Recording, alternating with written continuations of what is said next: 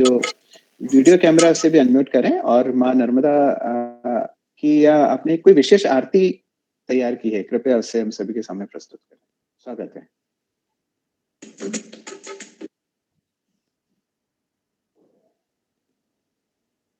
आपका mic mute है, कृपया अपने माइक को अनम्यूट करें। अच्छा, नर्मदे हर आप सभी को प्रणाम करती हूँ।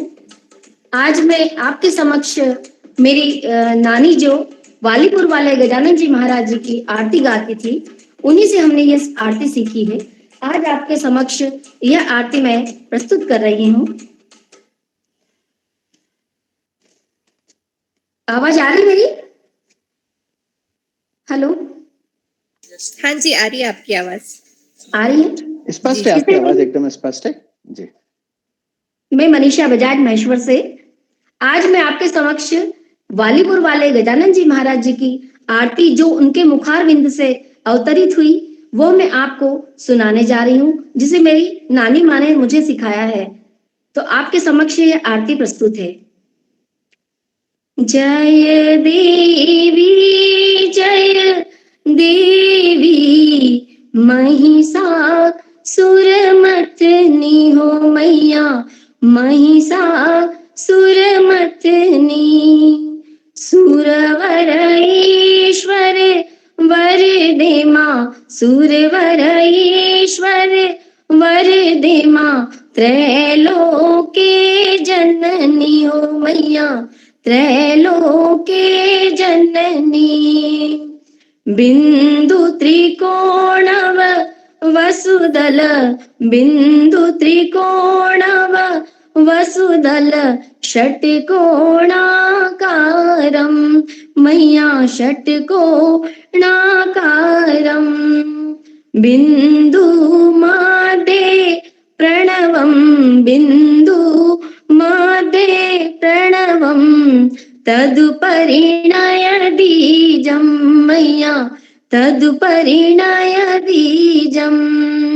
द्वार चतुष्टय शोभित, द्वार चतुष्टय शोभित। मैं क्या भूभावं मैया, मैं क्या भूभावं। सर्वं सर्वातीतं यन्त्रं तव रूपं मैया, यन्त्रं तव रूपं। कोटि दिवाकर भूषण, कोटि दिवाकर भूषण। रक्तांबर वसनं मैया, रक्तांबर वसनं।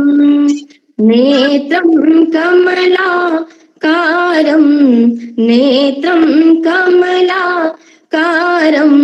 शतेन्द्र मुखकमलं मैया, शतेन्द्र मुखकमलम्। अष्टादश भुज मूर्तिमा, अष्टादश भुज मूर्तिमा। कंठे मुंडमाला हो मैया, कंठे मुंडमाला। दुर्गे दुर्गति नाशने भवसागर तारी हो मैया, भवसागर तारी। मृगेंद्र वाहिनी गिरिजा, मृगेंद्र वाहिनी गिरिजा। लंबो दर जननी हो मैया, लंबो दर जननी। चिन्मय परमानंद दे माँ, चिन्मय परमानंद दे माँ। इंद्रा दिक वंदे हो मैया, इंद्रा दिक वंदे।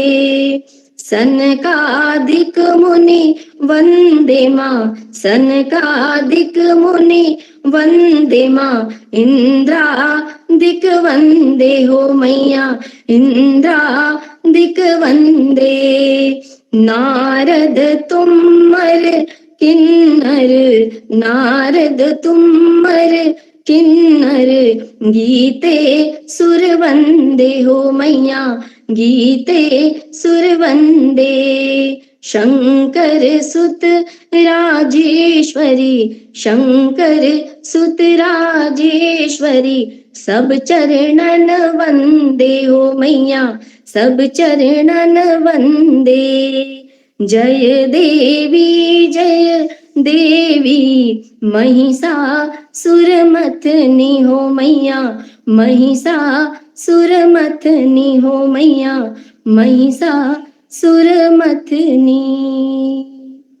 नर्मदे हर। बहुत सुंदर प्रस्तुति है मनीषा बजाज जी, और जी सही धन्यवाद। समय पे आपने इस प्रस्तुति को दिया है। सभी में बहुत भाव है इस प्रस्तुति को लेके। बहुत बहुत धन्यवाद आपको। और अब मैं विधि पूर्वक आपका एक छोटा सा परिचय सदन से करवाता हूँ, और उसके बाद फिर हम मां नर्मदा अष्टक की जो है प्रस्तुति आपसे सुनेंगे। एक छोटा सा परिचय जो खैर आपने दिया नहीं मुझे, पर मुझे जो ज्ञात है वो मैं देता हूँ। हाँ हाँ आप हाँ मनीषा बजाज जी हैं, महेश्वर में रहती हैं, और आपके जी पति श्री गजेंद्र जी बजाज हैं। इसके अतिरिक्त आप एक विशेष योग्यता है, आपने अनेक निर्माण गाने की प्रस्तुति दी है। इस मंच जी पर आपने अनेक बार मां नर्मदा अष्टक की प्रस्तुति दी है, और जी अनेक व्यक्तियों को, समाज की अनेक प्रतिभाओं को आपने इस नर्मदा अष्टक के लिए एवं इस गायन के लिए, निर्माण गायन के लिए आपने तैयार किया है। जी, मैंने तो बच्चों ऐसी को तैयार किया। मुखी प्रतिमा की धनी श्रीमती मनीषा बजाज जी, कृपया आप आए इस मंच पे और मां नर्मदा अष्टक की प्रस्तुति दें। मनीषा बजाज। नर्मदे। आप सभी को प्रणाम करके मां नर्मदा का जयकारा एक बार लगाएंगे। नर्मदे हर।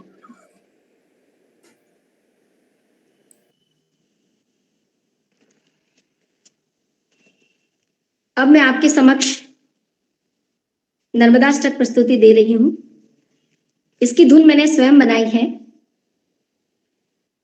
त्वदीयपाद पंकजं नमामि देवी नर्मदे, त्वदीयपाद पंकजं नमामि देवी नर्मदे, नमामि देवी नर्मदे, नमामि मातु नर्मदे, नमामि देवी नर्मदे, नमामि मातु नर्मदे, त्वदीयपाद पंकजं नमामि देवी नर्मदे। सविन्दु सिन्धु शुष्कलं तरंग भंग रंजितं, दिदर्शु पाप जात जात कारिवारि संयुक्तं, कृतांत दूत कालभूत भीतिहारि वर्मदे, त्वदीय पाद पंकजं नमामि देवी नर्मदे, त्वदीय पाद पंकजं नमामि देवी नर्मदे। तदम्बुलीन दीनमीन दिव्य संप्रदायकं, कलोमलोग भारहार सर्वतीर्थनायकं, सुमच्च कच्च नक्र चक्र चक्रवाक शर्मदे, त्वदीय पाद पंकजं नमामि देवी नर्मदे। महागंभीर नीरपूर पापदूत भूतलं, गणत्समत्सपातकारि दारितापदाचलम्, जगल्लये महाभये मृकुण्ड सोनु हर्मदे, त्वदीय पाद पंकजं नमामि देवी नर्मदे, त्वदीय पाद पंकजं नमामि देवी नर्मदे। गतं तदेव मे भयं तदम्बुवेक्षितं यदा, मृकुण्ड सोनु शौनका सुरारि सेवि सर्वदा, पुनर्भवाब्धि जन्म जन्म भवाब्धि दुःख वर्मदे, त्वदीय पाद पंकजं नमामि देवी नर्मदे। अलक्ष लक्ष लक्ष अलक्ष लक्ष किन्नरा मरासुरादि पूजितं, सुलक्ष नीर तीर धीर पक्षि लक्ष पूजितं, वशिष्ठ शिष्ट पिप्पलाद कर्म मादि शर्मदे, त्वदीय पाद पंकजं नमामि देवी नर्मदे। सनत कुमार नाचिकेत कश्यपात्रि षट्पदे, धृतं स्वकीय मानसेषु नारदादि षट्पदे, रवीन्दुरन्ति देव देव राजकर्म शर्मदे, त्वदीय पाद पंकजं नमामि देवी नर्मदे। अलक्ष्य लक्ष्य लक्ष्य पाप लक्ष्य सार सायुधम ततः सुजीव जंतु तंतु भुक्ति मुक्तिदायकम विरंचि विष्णु शंकरम स्वकीय धाम वर्मदे त्वदीय पाद पंकजम नमामि देवी नर्मदे अहो मृतं श्रवण सुतं महेश केश जाटति किरात सूत वांडवेषु पंडिते शटे नटे दुरंत पाप ताप हारी सर्व जंतु शर्म दे त्वदीय पाद पंकजम नमामि देवी नर्मदे इदं तु नर्मदाष्टकं त्रिकालमेव ये सदा पठन्ति ते निरन्तरं न यान्ति दुर्गति कदा सुलभदेह दुर्लभं महेश धाम गौरवं पुनर्भवा नरानवे विलोकयन्ति रौरवं त्वदीय पाद पंकजं नमामि देवी नर्मदे त्वदीय पाद पंकजं नमामि देवी नर्मदे त्वदीय पाद पंकजं नमामि देवी नर्मदे नर्मदे हर नर्मदे हर। बहुत सुंदर प्रस्तुति, निश्चित रूप से। धन्यवाद भैया। बहुत बहुत अच्छी प्रस्तुति। आलोक भैया हैं जी। मनीषा जी, हमेशा की तरह जिसके लिए आप जानी जाती हैं, कहते हैं ना, इनोवेशंस, आप नवीनता लाती हैं अपनी हर बात में, हर प्रस्तुति में। और आज उसी कड़ी में आपने नर्मदा अष्टक को एक नए रूप में, नई राग के साथ में, नए तरीके से प्रस्तुत किया। और जैसा आपने बताया, आपने खुद ने इसको रचा है, किस तरह से इसको गाया है, तो बहुत सुंदर। और जिसके पहले तो आपने बालीपुर वाले आदरणीय प्रातः स्मरणीय दादा गजानन, हमारे सबके श्रद्धेय समाज के हमारे गुरु, उनके यहाँ जो गाई जाती थी और उनके मुखार बिंदु से जो गाई, जो हमारी आरती गाई जाती थी, उसको भी आपने प्रस्तुति दी। निश्चित रूप से बहुत सुखद लगता है। हमारी जड़ों की जो बात करते हैं और हमें हमारे इतिहास की, हमारी विरासत की ओर ले जाते हैं, जो आप इतनी अपने नानी जी जो आपकी गाती थी और उस सारा इतिहास के साथ में आपने प्रस्तुति की, वो भी बहुत ही प्रशंसनीय है। बहुत बहुत धन्यवाद। और आप इसी तरह जुड़ते रहें नर्मदा बॉन्ड ट्रस्ट, हम सारे ट्रस्टियों की ओर बहुत बहुत धन्यवाद भाई साहब की ओर से हम आपके आभारी हैं। मधुर जी भैया, बहुत बहुत धन्यवाद पुनः मनीषा जी। आशा है अब इस कार्यक्रम में जुड़े रहेंगे। और अब हमारे इस सप्ताह की व्याख्यान माला का जो विशेष चरण है, जिसमें हम व्याख्यान माला के नाम से जो प्रसिद्ध है, उसके लिए आज बड़े ही विशेष व्यक्ति हमारे बीच जुड़ चुके हैं, डॉक्टर विवेक जोशी जी। हम उनको बड़े ही आदर और सम्मान के साथ इस मंच पे बुलाना चाहते हैं। और चूंकि आज का विषय बड़ा ही विशेष है, आलोक भाई आपके माइक को म्यूट कर लें प्लीज। बड़ा ही विशेष विषय है, चूंकि अभी कोरोना का नया वेरिएंट है और रोज इसमें लाखों लोग जो है संक्रमित हो रहे हैं। तो ये क्या है, वेरिएंट क्या है, इसके अंदर क्या सावधानी रखनी चाहिए, इसको बताने के लिए हमारे बीच हमारी समाज के गौरव श्री विवेक जोशी जी, डॉक्टर विवेक जोशी जी मौजूद हैं। मैं आलोक भैया से निवेदन करूंगा, आलोक भैया सर्वप्रथम उनका जो परिचय है इस सदन से कराएं, उसके बाद फिर हम उन्हें सुनेंगे। आलोक भैया। डॉक्टर विवेक जोशी जी जुड़ चुके हैं? हाँ, जुड़ चुके हैं जी जी। आज बड़ा हर्ष का विषय है कि डॉक्टर विवेक जोशी जी हमारे बीच में पुनः हमारे निवेदन को स्वीकार कर हमारे बीच में उपस्थित हुए हैं। हालांकि दुख का विषय यह है कि डॉक्टर विवेक जोशी जी को ऐसे समय बुलाना पड़ता है जब समाज की हालत खराब रहती है और हमें डॉक्टर विवेक जोशी जैसे व्यक्तित्व की याद आती है। लेकिन बहुत ही सरल है, सहज है और बहुत सेवाभावी है। समाज के लोगों के लिए व्यक्तिगत रूप पर कितना कोई डॉक्टर किसी पेशेंट के लिए ध्यान दे सकता है, कितना अटेंड कर सकता है, कितना गाइड कर सकता है, और समाज के लोगों के लिए तो एक रिकॉर्ड बना दिया डॉक्टर विवेक जोशी जी ने। बहुत सारे लोगों को मृत्यु के मुंह में से खींच के लेके आए। मेरी बहन भी इसका एक उदाहरण है। और एक उनका केस सुनते हैं तो लोग ये कहते हैं कि ये तो न भूतो न भविष्यति वाला केस है। बहुत सारे डॉक्टर्स हाथ खड़े कर चुके थे, लेकिन यह एक ऐसे व्यक्ति हैं डॉक्टर विवेक जोशी, जिन्होंने मेरी सिस्टर के समान ऐसे कई मरीजों को बिल्कुल जिसे कहते हैं ना कि मृत्यु के मुंह में से खींच के लेके आए हैं, इतना संबल देते हैं, इतनी हिम्मत देते हैं, इतना गाइड करते हैं और हिम्मत नहीं हारने देते। और खुद हिम्मत नहीं हारना, तो जैसे दृढ़ संकल्पित डॉक्टर विवेक जोशी हैं, आपको नमन है डॉक्टर साहब, आपको नमन करते हैं। पूरा समाज आपका ऋणी है, क्योंकि बहुत सारे लोग हैं बड़ी बड़ी पोजीशंस में समाज के लोग गए, लेकिन कितने ऐसे लोग हैं जो व्यक्तिगत स्तर पर इस भावना के साथ में इतनी मदद कर देना, इतनी सहायता कर देना, अद्भुत आपकी शैली है, आपके संस्कार हैं, आपके माता पिता के संस्कार हैं, परिवार के संस्कार हैं।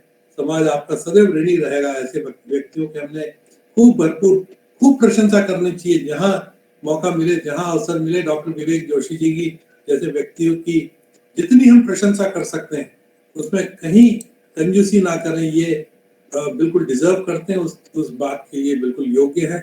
मैं आपका एक संक्षिप्त परिचय है, डॉक्टर विवेक जोशी MBBS हैं आप, और DA हैं एनेस्थीसिया में, और बहुत सारी आपके पास में दूसरी क्रिटिकल केयर की डिग्रीज हैं। IDCCM है, FCCM है, IIBM अमेरिका से आपने क्रिटिकल केयर में किया है, और PGD है, HM हॉस्पिटल मैनेजमेंट के अंदर आप PGD आप किया है। CHQM जो हेल्थ एंड क्वालिटी मैनेजमेंट होता है उसमें भी आपने डिप्लोमा किया है, और certificate course of medicine and law, ये अपने आप में बहुत विशेष कोर्स है। मेडिसिन और लॉ की भी आपको जानकारी है। और आप इंदौर का एक सुप्रसिद्ध संस्थान, मेडिकल संस्थान जो शेल्बी हॉस्पिटल के नाम से है, उसके हेड हैं आप, क्रिटिकल केयर यूनिट, हम जिसे आम भाषा में ICU कहते हैं, और मेडिकल सुपरिटेंडेंट भी हैं आप शेल्बी हॉस्पिटल के। और ऑल इंडिया लेवल की बॉडीज हैं ISCCM, उसके आप इंदौर सिटी ब्रांच के आप सेक्रेटरी हैं, और राष्ट्रीय सचिव हैं आप, नेशनल सेक्रेटरी हैं ESBICM educational society of beside intensive care medicine, और कोर्स डायरेक्टर हैं आप, teacher for IBM USA affiliated course है जो FCCM का। और आपने अपनी सेवाएं अपोलो हॉस्पिटल इंदौर और चेन्नई, उसके आप कंसल्टेंट रह चुके हैं। वोकार्ड और केयर हॉस्पिटल सूरत, उसके आप कंसल्टेंट रह चुके हैं। और बहुत सारे राष्ट्रीय और अंतर्राष्ट्रीय इस तरह के आपके पब्लिकेशंस आ चुके हैं। और मैं इस अवसर का लाभ लेते हुए ये भी बताऊंगा कि आपकी विशिष्ट सेवाओं के लिए मध्य प्रदेश शासन ने भी, और अभी हमारे जो गृह मंत्री, भारतवर्ष के गृह मंत्री आदरणीय अमित शाह जी के हाथों भी आपको सम्मानित किया गया। पुलिस वेलफेयर सोसाइटी के द्वारा आपको सम्मानित किया, और बहुत रिसेंटली अभी इंदौर इकाई हमारे समाज की जो है, उन्होंने भी आपको सम्मानित किया। और एक सरल व्यक्तित्व के धनी, सबकी सहायता के लिए हमेशा अवेलेबल है, हमेशा सहजता के साथ में उपलब्ध है। और आज का जो विषय है उस पर कि जो क्या केयर करनी चाहिए, अभी विशेष परिस्थितियां निर्मित हुई हैं, लेकिन कितनी सावधानी रखनी चाहिए, कौन सा डिसिप्लिन फॉलो करना है, किस स्थिति में डॉक्टर्स को तुरंत संपर्क करना है, और ये क्या नया वेरिएंट आया है, इसके क्या दूरगामी दुष्परिणाम हो सकते हैं या नहीं हो सकते हैं, इन सारी तमाम विषयों के ऊपर हम सब अपनी जिज्ञासा लिए बैठे हैं। तो मैं बहुत सम्मान के साथ में, हम हमारे बड़े अति प्रिय, बहुत ही सज्जन, बहुत ही सुशील, बहुत ही सरल हैं डॉक्टर विवेक जोशी जी। मैं आपको ससम्मान आमंत्रित करता हूँ कि आज के विषय पर हम सबको आप हमारा ज्ञानवर्धन करें, हमें सचेत करें, हमें सतर्क करें, और विषय के ऊपर अपनी बात रखें। डॉक्टर विवेक जोशी जी, बहुत बहुत धन्यवाद, स्वागत है। नमस्कार।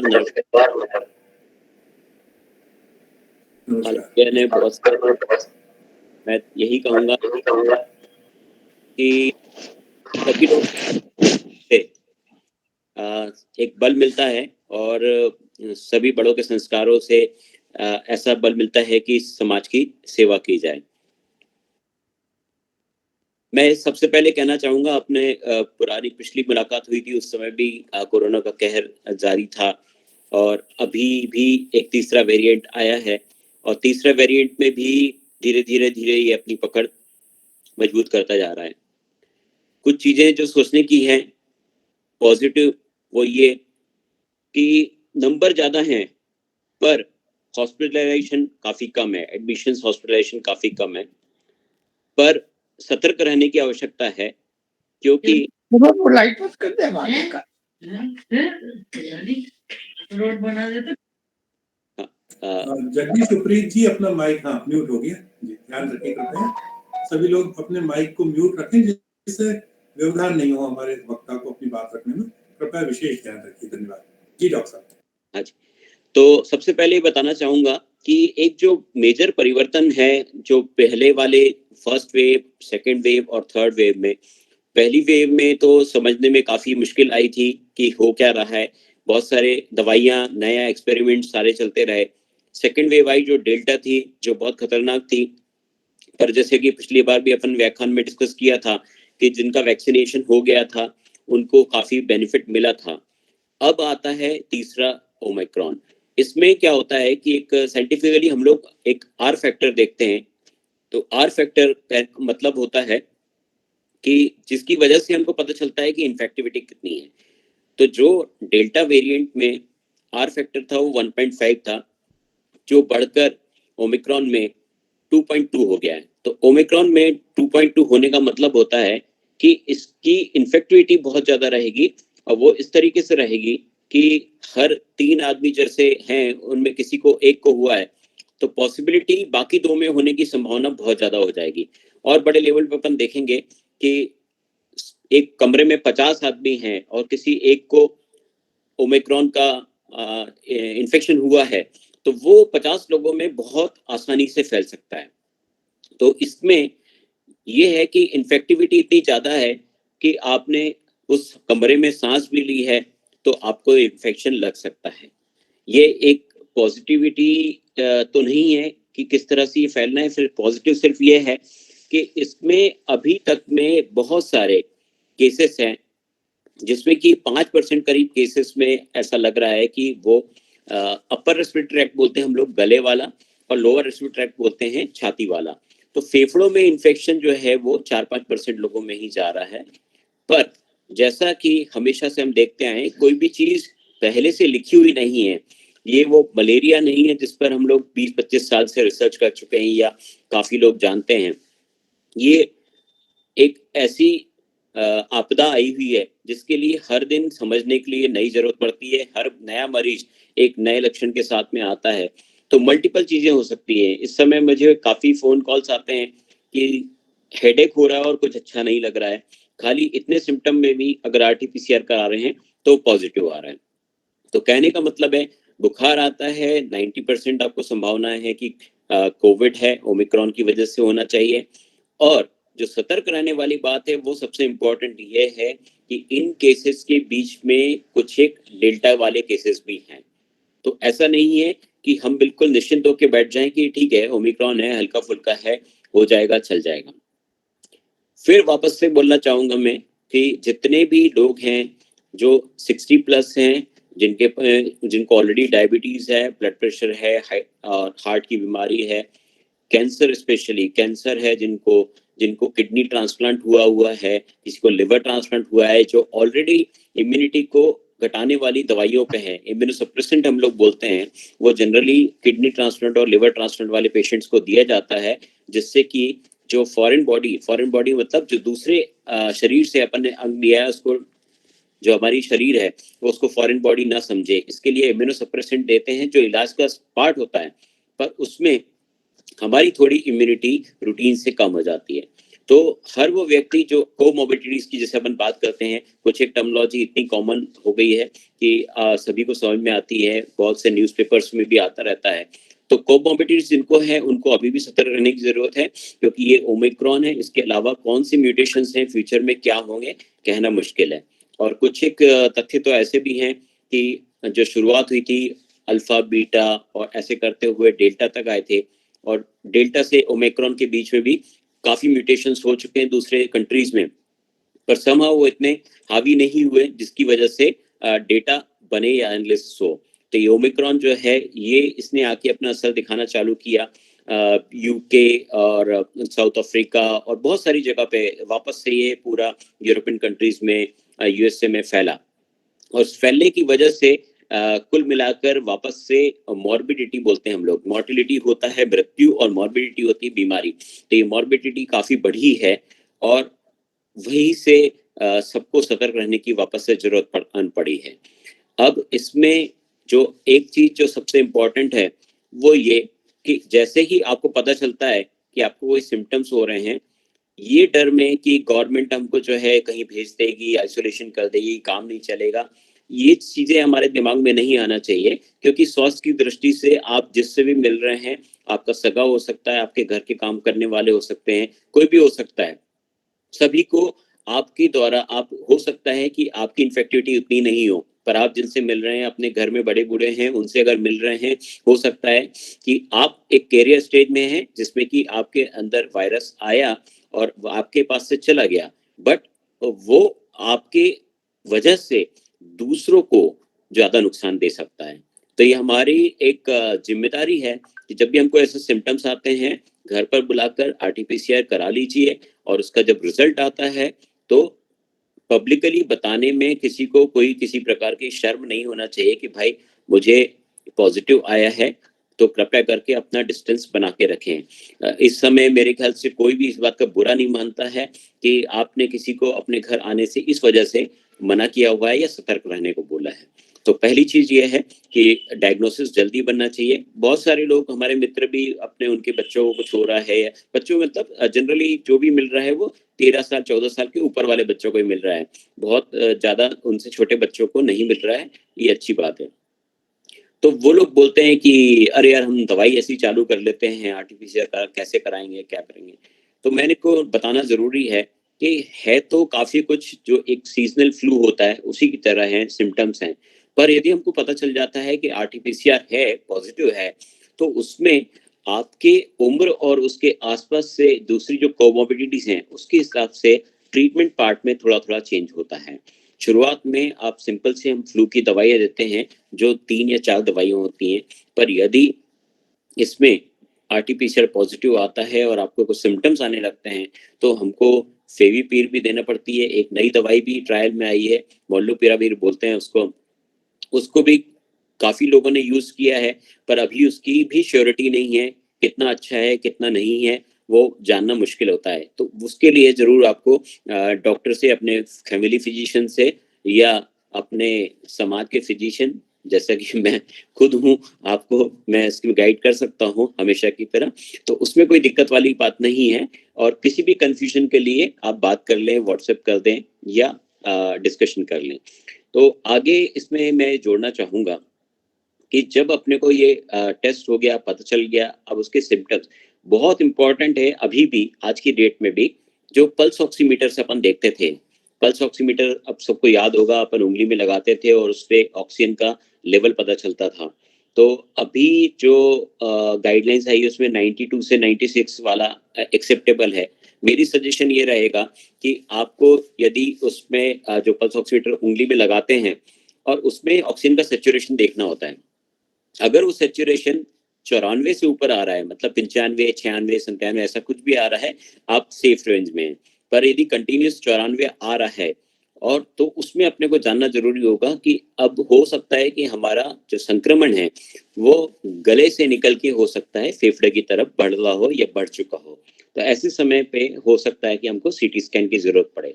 अभी बहुत सारे मरीज हैं जिनको किसी को सीटी स्कैन की भी जरूरत नहीं पड़ रही है, क्योंकि ओमिक्रॉन में गले में खराश ज्यादा होती है, खांसी ज्यादा है, बोलने में तकलीफ होती है। और उसके लिए अपना जो घरेलू इलाज होता है, एक चीज जो अगर कोई भी बिना आलस के करे, वो होता है नमक के पानी के कुल्ले करना। नमक के पानी के कुल्ले एक सिंपल चीज है, हर घर में नमक होता है और पानी होता है, दिन में 2-3 बार नमक के पानी के कुल्ले कर लें, उससे कोई हार्म भी नहीं है। अगर बहुत, मैं नहीं कहूंगा कि बिल्कुल प्रिकॉशन के नाम पे आप चालू ही कर दें, जैसे बहुत सारे लोगों ने बहुत सारा काढ़ा ले लिया था, बाद में फिर गैस्ट्राइटिस की तकलीफ भी हुई थी। तो अपनी इम्यूनिटी नेचुरल अपने खाने खाते रहें, कोई भी सिम्टम्स हो तो उसके हिसाब से अपने को ट्रीटमेंट आगे करना पड़ेगा।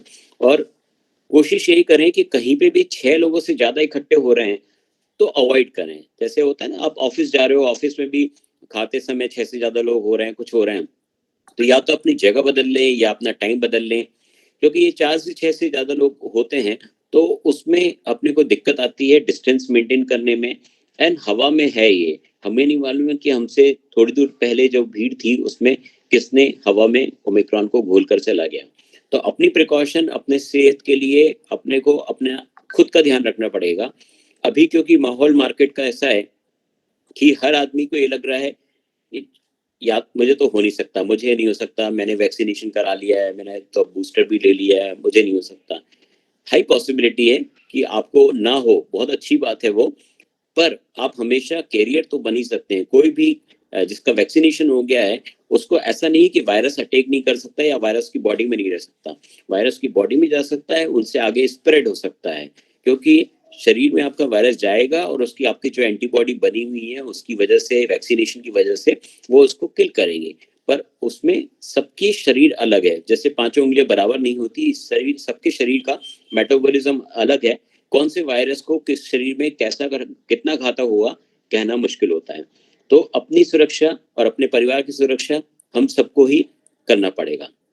इसमें जो नमक है बिल्कुल अपना जो घर का जो सादा नमक जो भी घर में यूज करते हैं उसको करना है, इसके अलावा कोई भी ऐसा नया अलग से लाने की जरूरत नहीं है, ठीक है। और वैसे एक क्योंकि बात निकली है तो सेहत के लिए अगर हम फ्यूचर में पिंक सॉल्ट या सेंधा नमक जो अपन बोलते हैं इसका ज्यादा से ज्यादा यूज करते हैं तो वो अपने ब्लड प्रेशर, हार्ट वगैरह के लिए अच्छा रहता है।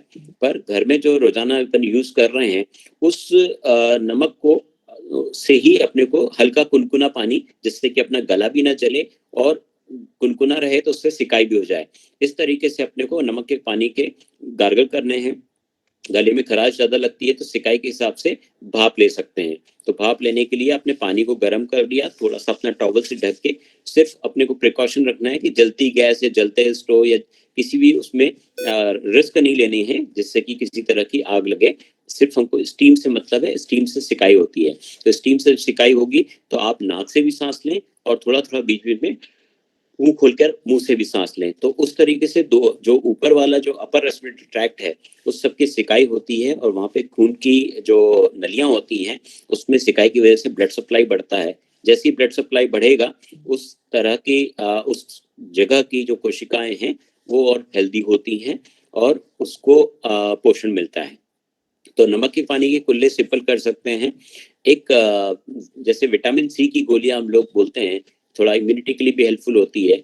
जरूरी नहीं है कि आप विटामिन सी की बाजार से खरीद के गोलियां खाएं, आप सिंपल कुनकुने पानी में नींबू मिला के अगर आप पीते हैं तो वो भी काफी होता है। मेरे ख्याल से काफी लोगों ने तो ऐसा आदत बना ली होगी कि सुबह जो है कुनकुना पानी में नींबू मिलाकर पी लेते हैं। ये नेचुरल विटामिन सी अपने को मिलता है। और इसके अलावा विटामिन बी कॉम्प्लेक्स है, फल है, दिन में एक फल जरूर खाएं और दिन में एक बार हो सके तो दूध एक गिलास, एक कप कम से कम, जो भी जैसा जिसकी हैबिट है उस तरह से लेते रहें।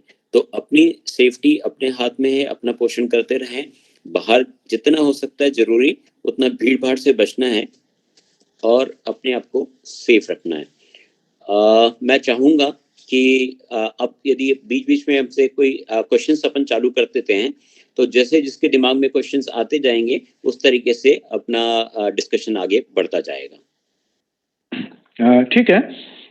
मेरा रिक्वेस्ट है, जिनके जो भी प्रश्न है वो या अगर मैसेज बॉक्स में लिखते हैं तो काफी कंफर्टेबल रहेगा, क्योंकि इसमें लोगों के एक साथ अगर माइक अनम्यूट करते हैं तो थोड़ा प्रॉब्लम होता है। तो जो भी प्रश्न है कृपया अपने लिखते हैं। इसमें आया है, विशाल बर्वे जी ने पूछा है, डिफरेंस बिटवीन सिम्टम, एक सेकंड में इनका मैसेज पढ़ देता हूँ। Difference between delta, symptoms of delta and Omicron. बहुत अच्छा क्वेश्चन है। जनरली क्या होता था कि जो डेल्टा में वेव्स आई थी उसमें लोगों को सांस की तकलीफ शुरू के 3 दिन में ही होने लगती थी। और सांस की तकलीफ मतलब ये होता था कि आपको बुखार तो आया ही है, बुखार के साथ में एक फीलिंग ऑफ ब्रेथलेसनेस, मतलब ये है कि ऐसा जो सिम्टम्स बोलते थे कि ऐसा लग रहा है कि हम सांस को बाहर खींचने में हमको तकलीफ जा रही है। तो दैट वो जो पर्टिकुलर सिम्टम है वो डेल्टा में थे। और वो डेल्टा में इसलिए थे कि जैसा मैंने बताया कि उसमें फेफड़े का इन्वॉल्वमेंट बहुत जल्दी हो जाता था। तो किसी को भी अगर 3 दिन के अंदर अगर ऐसा लग रहा है कि सांस फूल रही है और आप सैचुरेशन देखते हैं ऑक्सीजन का और वो कम आ रहा है, तो वो डेल्टा के भी लक्षण हो सकते हैं। अभी तक जितने भी ओमिक्रॉन के केसेस मिले हैं, इसमें गले से नीचे वाले कोई सिम्टम्स नहीं मिले हैं। तो जो मेन सिम्टम्स जो है, जो उसमें डेल्टा में नहीं होते, डेल्टा में गला खराब होता था, और जो ओमिक्रॉन है इसमें ऐसा कांटे जैसे चुभते हैं। तो हम लोग जो एक सोर थ्रोट बोलते हैं, उसका एक बढ़ा हुआ फॉर्म जो है वो ओमिक्रॉन में आता है कि जो नेचुरली अगर बोले तो मरीजों को ऐसा लगता है कि ऐसा अगर हाथ से कुछ खुजाल लिया जाए गले में तो ज्यादा अच्छा लगेगा। एक अंदर से खराशपन कंटिन्यूस बनी रहती है, वो ओमिक्रॉन में होती है। ज्यादा करके सर्दी जुकाम नहीं है, सीधे से एक गले में भारीपन लगता है और बुखार आता है। फीवर बहुत कॉमनली आ रहा है। अभी तक कोई भी ओमिक्रॉन वाले 1-2 मरीजों को छोड़ के कोई भी ऐसा नहीं मिला है जिनका बुखार नहीं आया। तो सबसे पहला सिम्टम जो है वो बुखार आने का है, और डेल्टा में बुखार भी आता था और 3 दिन के अंदर सांस की तकलीफ होने लगती थी और ऑक्सीजन का सैचुरेशन वो 92-93 से नीचे होने लगता था।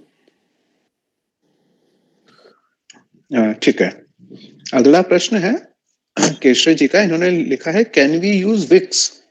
ये शायद भाप लेने के लिए या जो नॉर्मल गले में लगाने के लिए शायद ये पूछ रहे हैं। इन्होंने लिखा है, कैन वी यूज विक्स? जी, दोनों बता देता हूँ। मेरा कहने का मतलब है कि जो भी आयुर्वेदिक मेडिसिन हैं जो टाइम टेस्टेड है, टाइम टेस्टेड मतलब ये कहने का कि बरसों से चली आ रही हैं, जैसे विक्स हुआ, च्यवनप्राश हुआ, और भी इस तरह के अर्जुना रेस्ट होते हैं, अमृता रेस्ट होते हैं, ये जो टाइम टेस्टेड है ये रिलायबल मेडिसिन हैं और इनसे अपने को बहुत बेनिफिट मिला है। कभी हमको ऐसा सुनने में नहीं आया है कि इसकी वजह से कोई साइड इफेक्ट हुआ है। तो वो मैं जरूर बोलूंगा कि ये वाली चीजें यूज कर सकते हैं विक्स का। अब विक्स में भी एक्चुअली कुछ लोग ये कंप्लेंट करते हैं कि विक्स लगाने के बाद में सुबह ज्यादा तकलीफ हो रही है सांस लेने में। तो ये इंडिविजुअली आप लोगों को सिलेक्ट करना पड़ेगा, पर विक्स भी अल्टीमेटली आपको जो फ्यूम्स दे रहा है वो फ्यूम्स जाके अंदर खून की सप्लाई बढ़ा रही है और थोड़ा सा उस जगह को एक मेडिकेशन दे रहे हैं, और काफी नेचुरल मेडिसिन है उसमें। तो विक्स यूज कर सकते हैं गले में लगाने के लिए भी, और उसकी भाप लेने के लिए भी आराम से यूज कर सकते हैं। उसमें कोई कंफ्यूजन नहीं है। जी, अगला प्रश्न है, rapid test are equivalent to RTPCR और नॉट? रैपिड में अगर पॉजिटिव आ गया है तो हाई पॉसिबिलिटी है कि पॉजिटिव है टेस्ट, ओके। पर यदि जो फुल प्रूफ होता है वो तो आरटीपीसीआर ही होता है, क्योंकि फुल प्रूफ होने का मतलब होता है कि वो आरटीपीसीआर की जो मेथड होती है और उसको जिस तरह से बनाया किया जाता है उसमें फॉल्स पॉजिटिव आने की संभावना बहुत कम रहती है। रैपिड एंटीजन में अगर पॉजिटिव आया है तो हाई पॉसिबिलिटी है कि आपको है, उसमें कंफ्यूजन नहीं है। कंफ्यूजन कहाँ होता है कि रैपिड टेस्ट में अगर नेगेटिव रिजल्ट आया तो उसमें क्योंकि ऐसा होता है उसकी किट अगर सबने देखी हो या किसी ने देखी हो, तो जैसे रूटीन प्रेगनेंसी किट होती है कि भाई आप उसको यूरिन का एक ड्रॉप डालते हैं और उसमें वो कंट्रोल्ड और टेस्ट आ जाता है। तो एक सी और टी लिखा रहता है, सी का मतलब एक कंट्रोल होता है और उसके जैसा दूसरा टेस्ट वाला होता है। तो इंटरप्रिटेशन में ये होता है कि अगर आपने वो स्वैब लेके, अगर टेक्नीशियन ने प्रॉपरली उसको स्वैब को लिक्विड में डाल के उसके ऊपर ड्रॉप डाला है, और तो उस जगह पे वो पर्टिकुलर क्वांटिटी जाना जरूरी है, क्योंकि वो क्वांटिटी जाएगी तभी पॉजिटिव आएगा। तो अगर इस तरीके से फेल करने में किसी वजह से सैंपल साइज कम हुआ, सैंपल अगर उसमें कम आया, तो आरटीपीसीआर जो रैपिड एंटीजन है वो फॉल्स नेगेटिव दे सकता है। तो अगर उसमें पॉजिटिव आ गया है तो आगे टेस्ट की जरूरत नहीं है, आप अपने आप को पॉजिटिव मान के ही आगे इलाज करें। पर अगर नेगेटिव आया है तो 1-2 दिन खुश रहें, पर अगर उसमें बाद में दिक्कत नहीं आ रही है, मतलब आपको कोई सिम्टम नहीं आ रहे, तो आपकी खुशी बरकरार रखें।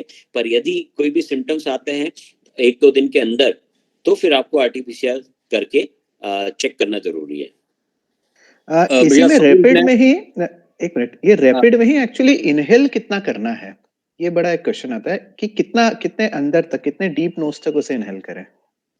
देखिए सेंसिटिविटी तो ऐसी होती है टेस्ट की कि हम लोग बोलते जरूर हैं कि गले में पीछे से लेना है, पर ऐसा कोई स्पेसिफिक नहीं है कि वायरस कौन सी जगह पे नहीं है। अभी मैं रिसेंटली यूके गया था, तो वहाँ तो हम लोग को जो रैपिड वो टेस्ट का दिया था, तो उन्होंने तो बोला था कि आप गाल के अंदर वाले हिस्से से वो ले लीजिए। तो क्या है कि कुछ कुछ चीज़ें जो हैं वो बहुत क्लियर नहीं है, पर मेरे हिसाब से सही टेस्ट करना है तो आप उसको जो स्वैब लेते हैं वो जितना डीप हो, डीप का मतलब ये है कि अपने को इंजरी नहीं करना है, पर एकदम गले को यदि टच करता हुआ स्वैब निकलता है वो, और नाक में भी थोड़ा अंदर जाके, जबकि आपको एक फील आने लगता है कि अब हटा लेना चाहिए या छींक आ जाएगी, वो जगह सही होती है कि उतना डेप्थ होना जरूरी है। एकदम बाहर बाहर से कर लेंगे तो सैंपल साइज रॉन्ग हो सकता है।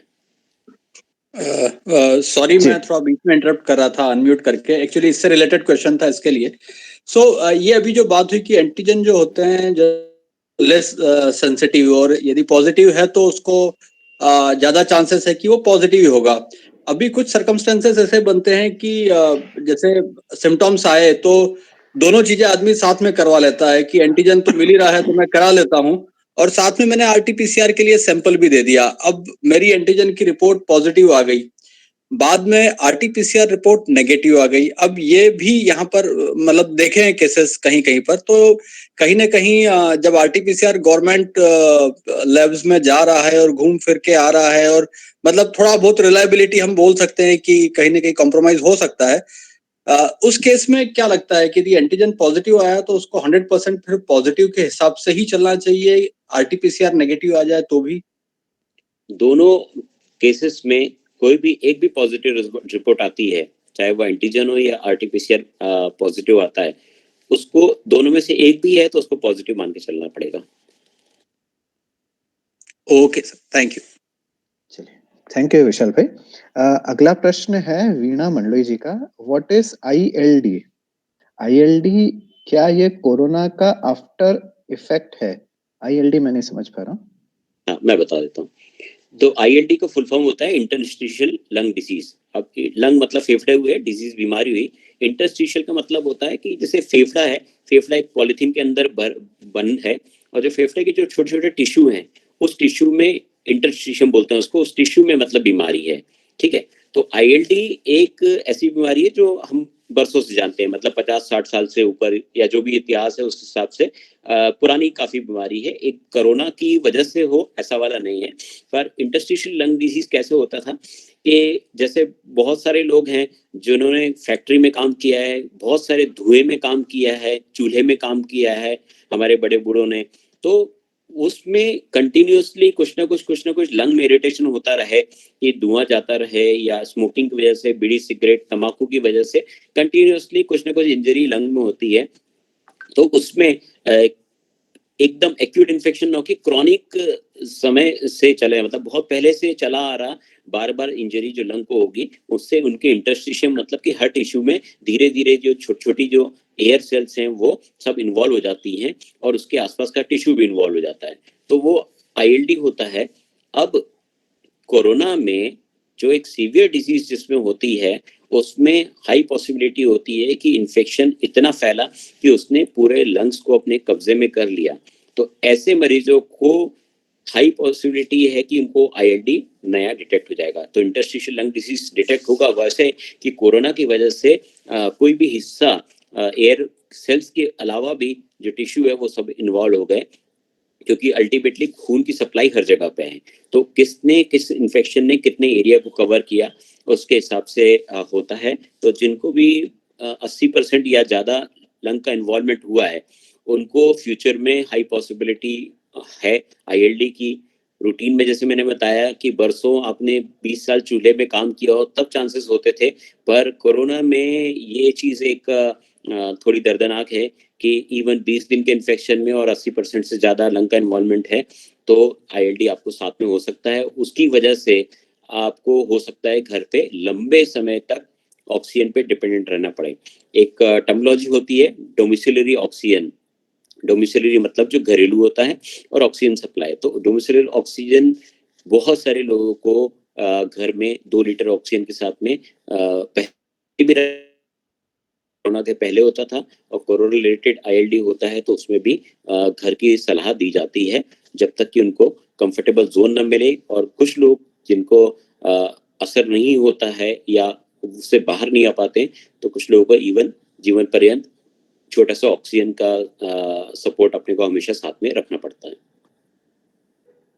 सर क्या ये आगे वेल, अगला हाँ, पूछिए वीणा दीदी, सा और बचा है, आगे चल के फाइब्रोसिस के चांसेस रहते हैं क्या इसमें? हाँ, हाई पॉसिबिलिटी होती है कि जब इंटरस्टिशियम जुड़ गया है, एक छोटा सा एग्जांपल अपन दें कि कहीं पे भी कोई भी इंजरी हुई है, इंजरी का मतलब है कि इन्फेक्शन हुआ, इन्फेक्शन ने आसपास में पहले सूजन की, सूजन के बाद में उसको हीलिंग किया, तो इस सब में एक घाव को जैसे सील करने के लिए ऐसे फाइबर्स जैसे बन जाते हैं। फाइबर्स मतलब जैसे अपन रस्सियां होती हैं इस तरफ से, तो उसमें वो फाइब्रोसिस बोलते हैं, जो कि बहुत सारे फाइबर बन गए और उसने बॉडी को प्रोटेक्शन के हिसाब से काम किया, पर अल्टीमेटली उतना हिस्सा हमारा शरीर का कम हो गया। तो ये जो फाइब्रोसिस हो जाता है, इसका मतलब ये होता है कि फेफड़े के बहुत सारे हिस्से हैं वो इतने डैमेज हो गए कि वो उसका एयर और ब्लड की सप्लाई में पार्ट नहीं बन रहे हैं, तो वो जो फाइब्रोसिस होने के चांसेस काफी हाई हो जाते हैं आईएलडी में। जी, थैंक यू। जी, अगला प्रश्न है प्रफुल्ल नीलोसे जी का। आपका प्रश्न है कि booster dose for senior citizen, as I tested positive last week, can I take the booster dose now और must wait for some time? जब भी जैसे एक्यूट इन्फेक्शन होता है तो अपने को गाइडलाइन के तहत कम से कम 21 दिन रुकना होता है। तो हम 21 दिन के बाद में, जैसे कि अपना पॉजिटिव रिपोर्ट जब आई है और हमको सिम्टम फ्री हो गए हैं, हम सिम्टम फ्री जब अपने हो गए हैं कि भी फीवर नहीं आ रहा है, करीब 3 दिन हो चुके हैं, गले में खराश नहीं है, और हमको एक जो कोविड के पहले जो हम एक नॉर्मल रूटीन कर रहे थे वो रूटीन आ जाता है, तो एक रफली जिस दिन अपना पॉजिटिव रिपोर्ट आया उससे 14 डेज करीब इसमें लगते हैं मैक्सिमम, तो उस 14 डेज से +21 कर लीजिए, 3 हफ्ते और रुक के फिर बूस्टर डोज लगाना चाहिए। कारण ये है कि अभी जो हमको एक्यूट इन्फेक्शन हुआ है उसकी एंटीबॉडी अपनी शरीर खुद ही बना रहा है, तो उसमें वो अपनी एंटीबॉडी जो उसके हिसाब से जो नेचुरली हमारे मेटाबॉलिज्म है उसके हिसाब से बनती जाए, और उसके बाद में हम और लेंगे तो इस एंटीबॉडी का भी बूस्टर वाला इफेक्ट आएगा। उस पे अगला प्रश्न एस के नीलोसे जी का है। हम दोनों पॉजिटिव आए थे, अब बुखार नहीं है, ऑक्सीजन लेवल नॉर्मल है, दवा कल तक समाप्त हो जाएगी, किंतु अभी भी पीठ में दर्द और कमर में दर्द हो रहा है, कमजोरी बहुत है, हमें क्या करना चाहिए? अभी जैसे कि अपने को सिम्टम्स फ्री अपन बोलते हैं, तो बुखार से तो मुक्ति मिल गई हमको, पर उसकी वजह से, जो बुखार की वजह से या अंदर जो वायरस का अपने शरीर में लोड था उसकी वजह से ये सारे सिम्टम्स हो सकते हैं। तो उसमें सजेशन मेरा ये रहेगा कि जो अपन क्रोसिन की गोली जो रहते हैं वो 500 मिलीग्राम की होती है, और यदि उसको उसकी बजाय अपन उसको 650 मिलीग्राम की लेते हैं तो उसमें थोड़ा पेन किलर एक्शन भी रहता है। तो एंटीपायरेटिक होता है, मतलब बुखार उतारने वाला, और जो 650 mg वाला रहता है वो पेन किलर का काम भी करता है। तो सेफ्टी पॉइंट ऑफ व्यू से हम आगे आने वाले जो 2-3 दिन हैं उसमें दिन में 2 बार खाने के बाद में पैरासिटामोल या क्रोसिन 650 मिलीग्राम वाली ले तो वो ठीक रहेगा। जी, धन्यवाद। अगले प्रश्न के लिए डॉक्टर रविंद्र शुक्ला जी पूछते हैं, how are COVID home test kit is accurate? शायद इस प्रश्न का जवाब दे दिया है, पर फिर वो पूछना चाह रहे हैं। हाँ, तो होम किट में बस वही जैसे मैंने बोला कि इसमें मेथड पढ़ के अच्छे से यदि सैंपल लिया जाए तो वो काफी भरोसेमंद है, उसमें कोई दो व्रत नहीं है, क्योंकि हम जो टेक्नीशियन भी आएगा वो भी उसी तरह से टेस्ट लगाता है, और ये मेरे ख्याल से इंस्ट्रक्शंस पढ़ के उसको आसानी से किया जा सकता है। जी, धन्यवाद। अगला प्रश्न है आलोक भैया का ही है। What is the possibility of the acute infection in the lungs due to Omicron? How seriously और lightly Omicron should be taken? अच्छा, तो इसमें यह है कि देखो पॉसिबिलिटी तो वेरी हाई है, क्योंकि हम लोगों ने पुराना जो अनुभव इसमें सेकेंड वेव में अगर सबको याद हो तो सबने ही बोला था कि भी ठीक है सेकेंड वेव अब तो क्या है हल्का फुल्का हो जाएगा, पर वो बहुत भयानक हो गई थी। तो ओमिक्रॉन में अगर अपन जहाँ पे ऑलरेडी हो चुका है, जैसे साउथ अफ्रीका का ऑलमोस्ट फिनिश हो गया है, यूके में काफी पीक आ चुकी है, यूरोप में भी आ चुकी है, इवन अमेरिका में, तो उस तरह से ये जो अगर पैटर्न चलेगा तो उसकी भयावहता कंपैरेटिवली कम है लंग्स के मामले में। तो ऐसा रफली बोला जाए तो अभी जो संभावना है वो कम से कम 1 से 4% के बीच में संभावना है कि लंग्स का इन्वॉल्वमेंट होगा। और अभी जो अपने हमारे अस्पताल में जो एडमिट हुए हैं, जिनको लंग का इन्वॉल्वमेंट हुआ है, वो ऑलरेडी या तो कैंसर है, उनको कीमोथेरेपी चल रहे हैं, इम्यूनिटी कम है, और या फिर वो 70+ में ऑलरेडी कॉम्प्रोमाइज्ड हार्ट या लंग्स है। तो जो कोमोर्बिडिटी के साथ में है उसमें लंग का इन्फेक्शन होने की संभावना आसानी से हो सकती है। जी, अगला प्रश्न कार्तिक केशरी जी का है। जी, अगला प्रश्न कार्तिक केशरी जी का है। Whether corona has permanent damage on body और टेम्परेरी एंड फुल रिकवरेबल? इसका ये बोलना चाहूंगा मैं कि अगेन आपके शरीर को की मेटाबॉलिज्म सबका अलग अलग है।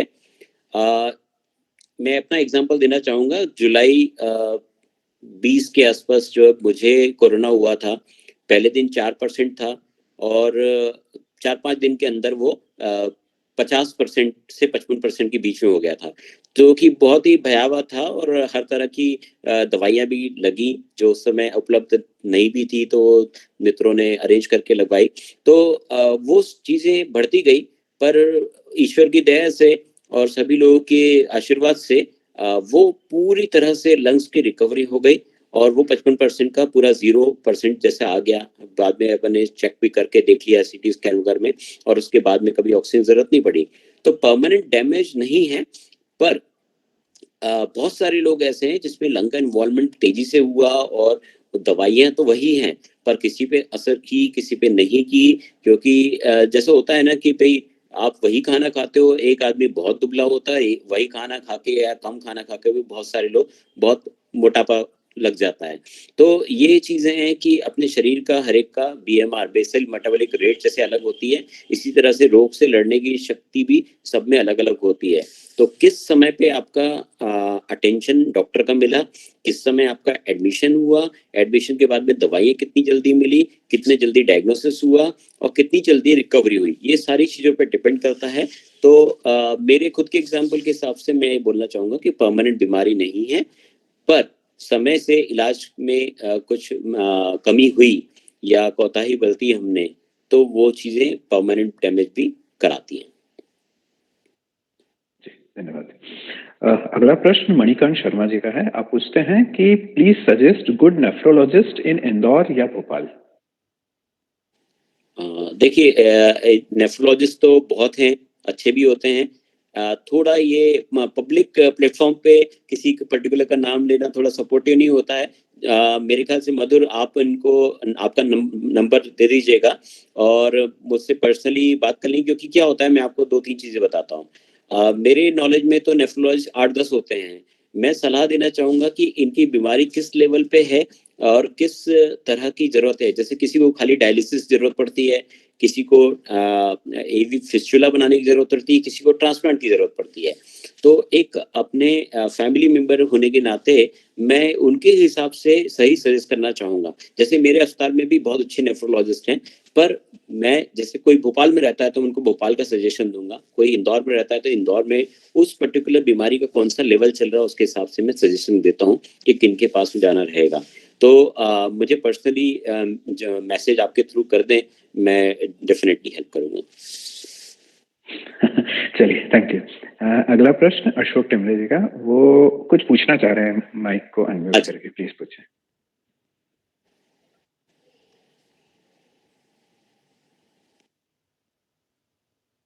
पूछिए अम्मी।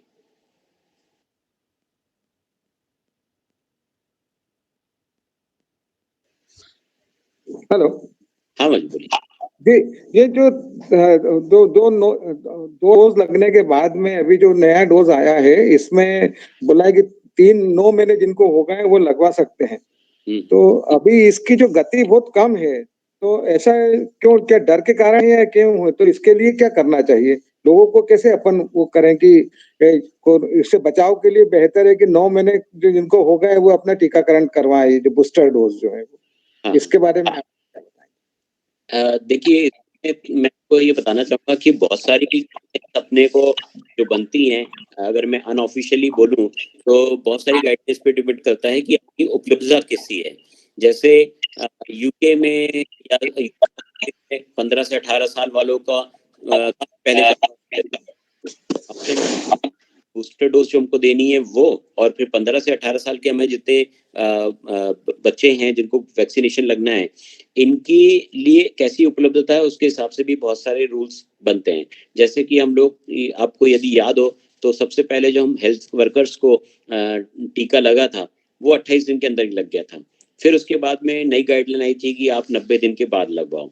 तो 28 दिन में लगने में हम लोगों को कोई नुकसान तो हुआ नहीं, और फिर बाद में वो प्रोसेस जो है 90 दिन की बनी। इसी तरह से जो मुझे लगता है कि अब लीगली रूल अभी है 9 महीने का, तो वो 9 महीने का जिसका पीरियड होता जाता है वो अपना टीका लगाते जाएं। समय से पहले यदि किसी ने लगा लिया है किसी वजह से या लग गया है तो उसमें नुकसान कुछ नहीं है, पर अभी के रूल के हिसाब से अपने को 9 महीने का टाइम होने के बाद में लगाना है। जी, अगला प्रश्न है आलोक भैया का ही है। आलोक भैया ये पूछ रहे हैं, if the infection continues beyond 3 or 4 days despite medicine, should it be considered as a delta variant infection?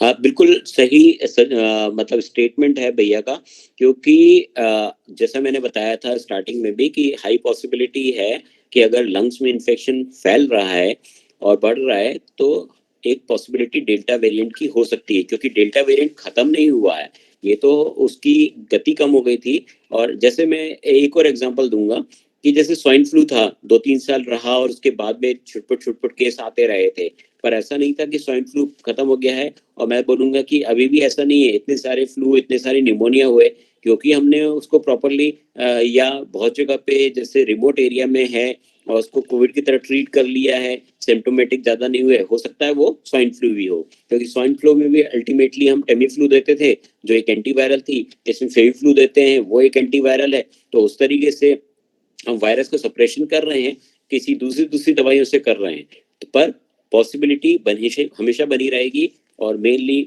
फेफड़े का इन्वॉल्वमेंट हुआ है तो हाई पॉसिबिलिटी कि डेल्टा वेरिएंट हो सकता है। वो यही रीजन है जो मैं बार बार अपने को बोलना पड़ता है कि सतर्कता बहुत जरूरी है, कि अभी जो फैल रहा है वो ओमिक्रॉन है ऐसा नहीं है। कुछ 1% में होगा कि डेल्टा आएगा, पर 1% में वो यदि आप हो तो आपके लिए आपकी फैमिली 100% हो गई डेल्टा के लिए, क्योंकि आप उन 100 में से एक बन सकते हैं।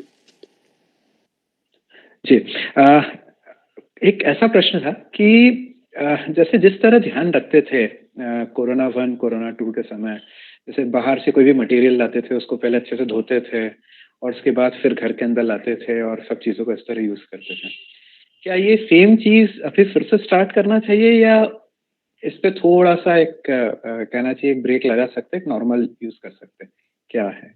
हाँ नहीं, अभी तक की जो स्टडीज ट्रायल्स जितने भी आए हैं इसमें यह है कि एक टर्मिनोलॉजी बोलते हैं हम लोग यूनिवर्सल प्रिकॉशन। तो यूनिवर्सल प्रिकॉशन का मतलब होता है कि आपके हाथ साफ रहना चाहिए, आप पूरी दुनिया को साफ नहीं कर सकते हैं। मतलब ये कहने का कि आप जाके वो ठेले वाले से जिससे सब्जी ला रहे हैं ना उसको आप नहला धुला सकते हैं, ना सब्जियों को बहुत धो के अच्छी तरह कर सकते हैं।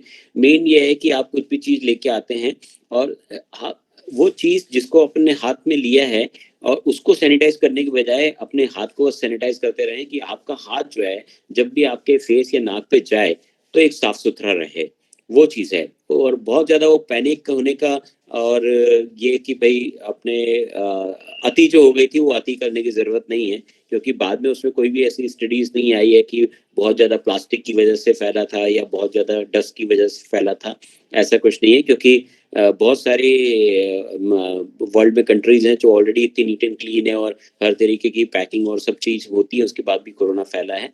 तो मेरा सजेशन ये रहेगा, अपने हाथों को क्लीन रखना है, अपने को फेस को क्लीन करना है, अपनी बॉडी को क्लीन रखना है, और बाहर से कोई भी चीज आती है उसको आप टच करते हैं तो हम जो रूटीन करते थे वैसे ही करना है। बहुत ज्यादा पैनिक करने की जरूरत नहीं है। जैसा लोगों ने सैनिटाइजर से बहुत सारे लोग कपड़ों के कलर उतर गए, बहुत सारे जो है चीजों पे डेट लिखी रहती थी वो मिट जाती थी, ये सब करने की जरूरत नहीं है। मेनली हवा में जो कोरोना है उससे बचने की जरूरत है। जी, अगला प्रश्न ये था, शर्मा पीएन जी का है, whether pranayama is helpful to overcome from infection. Pranayama किसी भी मायने में कभी भी उससे हार्म कुछ भी नहीं है, और इन्फेक्शन आपको ऑलरेडी हो गया है तो उसमें भी जैसे प्राणायाम अगर अपन कर पा रहे हैं, मतलब यदि कि उसकी वजह से अपने को ब्रेथलेसनेस वगैरह नहीं हो रही है, वो है तो अच्छी बात है। पर जैसा बोलते हैं ना कि हर चीज का एक लिमिटेशंस होता है, तो उसमें अगर इन्फेक्शन ज्यादा बढ़ा हुआ है और हम उसको करने में हमको यदि कोई जोर आ रहा है तो अवॉइड करना है। अदरवाइज रूटीन में आप जो प्राणायाम करते हैं वो ड्यूरिंग इन्फेक्शन भी करें और दैट विल बी हेल्पफुल। तो वो तो खैर अच्छी चीज है, वो एक्सरसाइज लंग्स की है, तो वो चीज कंटिन्यू रख सकते हैं। जी, अगला प्रश्न डॉक्टर रविंद्र शुक्ला जी का है। आप पूछते हैं कि it is desirable to take corona kit from Patanjali, Coronil kit from Patanjali. अब इसमें मैं वही बात बोलना चाहूंगा कि अपने यहाँ जैसे हिंदुस्तान में बहुत सारी चीजें अच्छी बनी हुई हैं पर ट्रायल्स नहीं है। ऐसे ट्रायल्स जैसे होता है ना कि अपने जैसे जो एलोपैथी दवाई में होता है कि एक क्रोसिन भी आएगी मार्केट में तो उसके 2-3 ट्रायल होते हैं पूरे वर्ल्ड में, उसके बाद में आता है। तो कोरोनिल भी लेने में मेरे हिसाब से बुराई तो कुछ नहीं है, पर ऐसा कोई फुल प्रूफ सिस्टम नहीं कि कोरोनिल लेंगे तो उससे बेनिफिट मिल ही जाएगा, क्योंकि अभी भी किसी ने ऐसा एविडेंस बेस्ड रिसर्च करके नहीं बताया है कि हाँ ये लेने की वजह से अपने को 100% फायदा मिल ही रहा है या होना चाहिए। तो जब कंफ्यूजन वाली बात है कि क्या करना चाहिए क्या नहीं करना चाहिए, समय से पहले प्रिकॉशन लेना है, तो आप उसके लिए लेके रख सकते हैं। बट क्योंकि मैं आयुर्वेद का एक्चुअली ज्ञान नहीं है वो, तो इसलिए उस पर कमेंट करना थोड़ा डिफिकल्ट होगा मुझे। तो लाइक वो अपने स्वविवेक पे है, मेरी ओर से रिकमेंडेड नहीं है। जी, धन्यवाद। अगला प्रश्न पुनः वीणा मंडलोई जी का है। आप पूछती हैं कि आपकी कोरोना पेशेंट्स को क्या सलाह होगी जिससे उन्हें आने वाले समय में लंग फाइब्रोसिस ना हो। तो जैसे अपना जो नॉर्मल रूटीन चल रहा है इसमें जो प्राणायाम का रोल है, जो लंग्स की एक्सरसाइज होती है प्राणायाम के थ्रू, वो करते रहना चाहिए। और डीप ब्रीदिंग एक्सरसाइज को बोलते हैं वो करते रहना चाहिए। तो उसमें क्या रहेगा कि हमारे फेफड़े की जो मसल्स मांसपेशियां रहती हैं वो अपने हिसाब से उस फाइब्रोसिस को रोकेंगे। फाइब्रोसिस कैसे होता है, जब भी कोई एक जगह इन्फेक्शन हो गया और आपकी शरीर का वो इंटरस्टिशियम वाला या टिश्यू वाला पार्ट जो स्थिर हो गया है, तो स्थिर हो गया है तो उसके ऊपर जो है लेयर चलने लगती है फाइबर्स की, और उसको ऐसा लगता है कि यहाँ कुछ घाव है शरीर उस घाव को भरने की प्रोसेस चालू कर देता है, उससे फाइब्रोसिस हो जाता है। और जब भी टिश्यू चलायमान है, मतलब ये कि फेफड़े की एक्सरसाइज होती जा रही है, हम गहरी सांस लेते जा रहे हैं, तो फाइबर्स बनने के पहले ही टूट जाते हैं। तो उस तरह से योगा, प्राणायाम और लंग ब्रीदिंग एक्सरसाइज, स्पायरोमेट्री भी बोलते हैं जिसको, किसी किसी के पास में वो स्पायरोमेट्री वाला बॉल उठाने वाला संयंत्र भी होता है, उसका यूज करना चाहिए प्रिकॉशंस के लिए। जी, धन्यवाद। अगला प्रश्न है सीमा केशव जी का। आप पूछती हैं कि क्या कोरोना के दौरान क्रिएटिन बढ़ सकता है। कोरोना एक बीमारी है, एक वायरल डिजीज है, और जैसे हर वायरल डिजीज, हर बैक्टीरियल डिजीज, यदि किसी में भी अपना किडनी का इन्वॉल्वमेंट होगा तो क्रिएटिन बढ़ सकता है। इनफैक्ट डेल्टा वेव में तो बहुत सारे पेशेंट ऐसे थे, ऑलमोस्ट कहना चाहिए 30 से 35% पेशेंट होंगे जिसमें क्रिएटिन बढ़ा था, क्योंकि उसमें पूरे शरीर का इन्वॉल्वमेंट काफी ज्यादा हो गया था। तो क्रिएटिन आराम से बढ़ सकता है, वो कॉम्प्लिकेशंस में आता है। कॉम्प्लिकेशन मतलब बीमारी की जो और बढ़ने की वजह से जो अलग अलग अंगों पे असर होता है उससे। जी, हाँ, बहुत बहुत धन्यवाद। हमारे घर में भी एक केस हुआ था। अच्छी बात, अच्छा। हाँ, थैंक यू, क्योंकि हमारे यहाँ भी हुआ था, हमारी जिठानी जी को तो उनका क्रिएटिनिन 9 हो गया था एकदम से, तो उनको इंदौर रेफर करना पड़ा, फिर बाद में नॉर्मल हो गया। तो ये पूछना था कि क्या कोरोना की वजह से हुआ था? हाँ, वो तो कोरोना हाँ। में संभावना रहती है, और ये एक हाँ। क्योंकि इस वक्तव्य आया है तो उसमें एक बार हमेशा बताना चाहूंगा, हाँ। बहुत मरीज ऐसे होते हैं जिनका हाँ। क्रिएटिनिन पहली बार में ज्यादा आता है, और उनको हाँ। यदि केसेस के लिए बोला जाता है तो नेक्स्ट हम्म। क्वेश्चन है कि अरे डॉक्टर साहब अभी तो ऐसी दवाई से कर दो, क्योंकि डायलिसिस, सबको लगता है कि डायलिसिस हाँ। परमानेंट रहेगा। तो ऐसा हाँ। हाँ। जैसे आपने बोला ना कि 9 हुआ और उसके बाद में कम भी होगा, हाँ। हाँ, तो हमारे यहाँ जिठानी जी का हुआ था 9, फिर कम हो गया था, फिर नॉर्मल हो गया था, तो इसीलिए पूछना था कि कोरोना की वजह से। Thank you. साथ में मैं सबके नॉलेज के लिए जोड़ना चाहूंगा कि एक सिंपल डिहाइड्रेशन जो होता है, डिहाइड्रेशन मतलब आपको दस्त लग गए और आपकी बॉडी का बहुत सारा पानी चला गया है, और उसके रिप्लेसमेंट में अगर उतना पानी नहीं गया है तो भी क्रिएटिनिन बढ़ जाएगा। कई केसेस हमारे पास में आते हैं ऐसे कि क्रिएटिनिन बढ़ गया है, इंदौर रेफर किया, और जब हमारे पास में आते हैं उनको हम कुछ नहीं करते, उनको सिर्फ ये सलाइन की बोतल से 4-5 लीटर जितना लॉस हम लोगों को लगता है उतना हम देते हैं, और दूसरे दिन से उनका क्रिएटिनिन कम होने लगता है।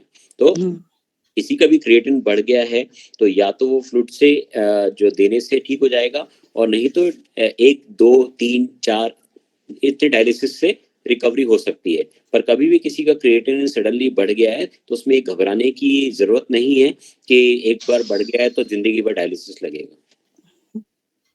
थैंक यू, बहुत अच्छी जानकारी दी। उनको डिहाइड्रेशन हो भी गया था उन दिनों में, और आपने इतनी अच्छी जानकारी दे दी तो पुष्टि हो गई, बहुत अच्छा लगा। धन्यवाद। धन्यवाद सीमा जी। अगला प्रश्न आलोक भैया का पुनः। आप पूछ रहे हैं कि how many cases of Omicron have been reported of those who had earlier suffered from COVID? अच्छा, तो अभी तक में जो मेरे नॉलेज में सिर्फ 2 पेशेंट आए हैं जिसको कि पहले कोविड हुआ है और बाद में भी कोविड हुआ है। बट ये कहना कि ओमिक्रॉन हुआ है ये बहुत डिफिकल्ट है, क्योंकि ओमिक्रॉन जानने के लिए एक जीनोम सीक्वेंसिंग की जरूरत होती है, और जो अभी कोई भी टेस्ट ऐसे रूटीन लैब में ऐसा नहीं हो रहा है कि जीनोम सीक्वेंसिंग पता चले। उसके लिए अभी भोपाल में लैब है, वहाँ भेजना पड़ता है। यहाँ पर एक प्राइवेट मेडिकल कॉलेज में चालू तो किया है, पर उन्होंने उनको अभी गवर्नमेंट से परमिशन नहीं है। तो कहने का मतलब ये है कि जिनको ऑलरेडी कोविड हो गया है और उसके बाद में दूसरी बार भी हुआ है, तो संभावनाएं काफ़ी हैं कि उनको ओमिक्रॉन हुआ हो, बट फुल प्रूफ बोलना मुश्किल है, क्योंकि हर पेशेंट की जीनोम सीक्वेंसिंग ना पॉसिबल है ना अभी हो रही है। जी। अगला प्रश्न डॉक्टर रविंद्र शुक्ला जी ने पुनः पूछा, my last question sir, how to overcome the psychological fear of the corona? मुझे ऐसा लगता है न्यूज़ ज्यादा देखना बंद कर देना चाहिए। एनीवेज भैया प्लीज बताएं। न्यूज़ ज़्यादा देखना बंद कर देना चाहिए इज़ अ गुड ऑप्शन। और दूसरा है कि जब भी टेंशन हो सोच लिए कि कुछ नहीं है, तो डॉक्टर विवेक जोशी तो है ही अपने घर के। देख लेंगे जैसा भी होगा। ट्रू, सही बात है, क्योंकि साइकोलॉजी लिटरली बहुत जो होती है वो व्यक्ति को मार देती है। तो सही बात है, उससे ओवरकम होने के लिए अपने इनसाइड से ही अपने को स्ट्रांग होना पड़ेगा। हाँ, थैंक यू। क्योंकि जो याद हो तो एक जैसे स्ट्रेस मैनेजमेंट की बात करते हैं, तो वो स्ट्रेस का एक है कि अपने को जैसे मैं एग्जांपल, अब मैंने 1-2 दिन पहले भी मुझे कुछ लोगों ने पूछा था कि भाई क्या करना चाहिए, तो मैं उसमें एक सीधा सा एग्जांपल देता हूँ कि जैसे अपना बच्चा रोता है, बहुत देर तक रो रहा है, या तो भूखा होता है तो ठीक है, हम उसको मदर जो है माँ दूध पिला देती है, जो भी व्यवस्था कर देती है। पर नहीं चुप हो रहा है, कुछ और उसका मूड है, हम खिलौना दे देते हैं, खिलौना देते देते वो खिलौने को खेलते खेलते उसका मूड चेंज हो जाता है, लेकिन इस डाइवर्शन ऑफ द माइंड। तो बहुत जरूरी है कि जब भी हमको कोरोना की वजह से स्ट्रेस हो रहा है, कुछ हो रहा है, आप तो बढ़िया अपने टीवी पे या आजकल तो मोबाइल में होता है यूट्यूब पे, बढ़िया कोई सा भी कॉमेडी सीरियल या कॉमेडी चैनल लगा लीजिए। और मुझे तो ऐसा लगता है कि बेस्ट है वो जो टॉम एंड जेरी आता है, जो कार्टून शो होता है, या पहले जो लोगों ने मिकी माउस देखा है, तो ऐसे कुछ शो देख लेना चाहिए जो आपके माइंड को डाइवर्ट कर सके, क्योंकि ये जो फियर है ये बहुत डिफिकल्ट है। सभी की लाइफ में मूड के वेरिएशन भी सुबह से शाम तक होते हैं, तो उसका तरीका यही है कि डाइवर्शन द माइंड, और जो चीज़ आपको थोड़ा खुशी देती है वो करें, बिना कुछ उसमें दिमाग लगाए। अच्छे अच्छे जो कॉमेडी वाले चीज़ें वो देखें। स्ट्रेसफुल सीरियल्स जितने भी आजकल बहुत सारे OTT प्लेटफॉर्म पे आते हैं, मुझे तो समय नहीं मिल पा रहा है, पर बहुत सारे लोग बताते हैं कि ये क्राइम सीरीज देखी, वो अच्छी है, वो अच्छी है। मेरा सजेशन ये रहेगा कि बहुत ज़्यादा ये प्लेटफॉर्म्स की जाने की बजाय आप व्हाट्सएप में भी वो वाले ग्रुप देखिए जिससे आपके जो फ्रेंड सर्कल है, आपके स्कूल का सर्कल है, या आपके कॉलेज का आपके वो सर्कल है जिसमें कि आपका स्ट्रेस कम रहता है, वो वाले ज़्यादा यूज़ करें। ज़्यादा स्ट्रेसफुल वाले ग्रुप्स में आप सिर्फ स्क्रॉल करके आगे बढ़ जाया करिए, क्योंकि ये सारी चीज़ें भी ऐड करती हैं कहीं ना कहीं स्ट्रेस में। जी, और एक उपाय और बताता हूँ, माँ नर्मदा अष्टक करें सुबह शाम, नर्मदा अष्टक का पाठ करें, ये सबसे ज्यादा भय जो है वो दूर करता है।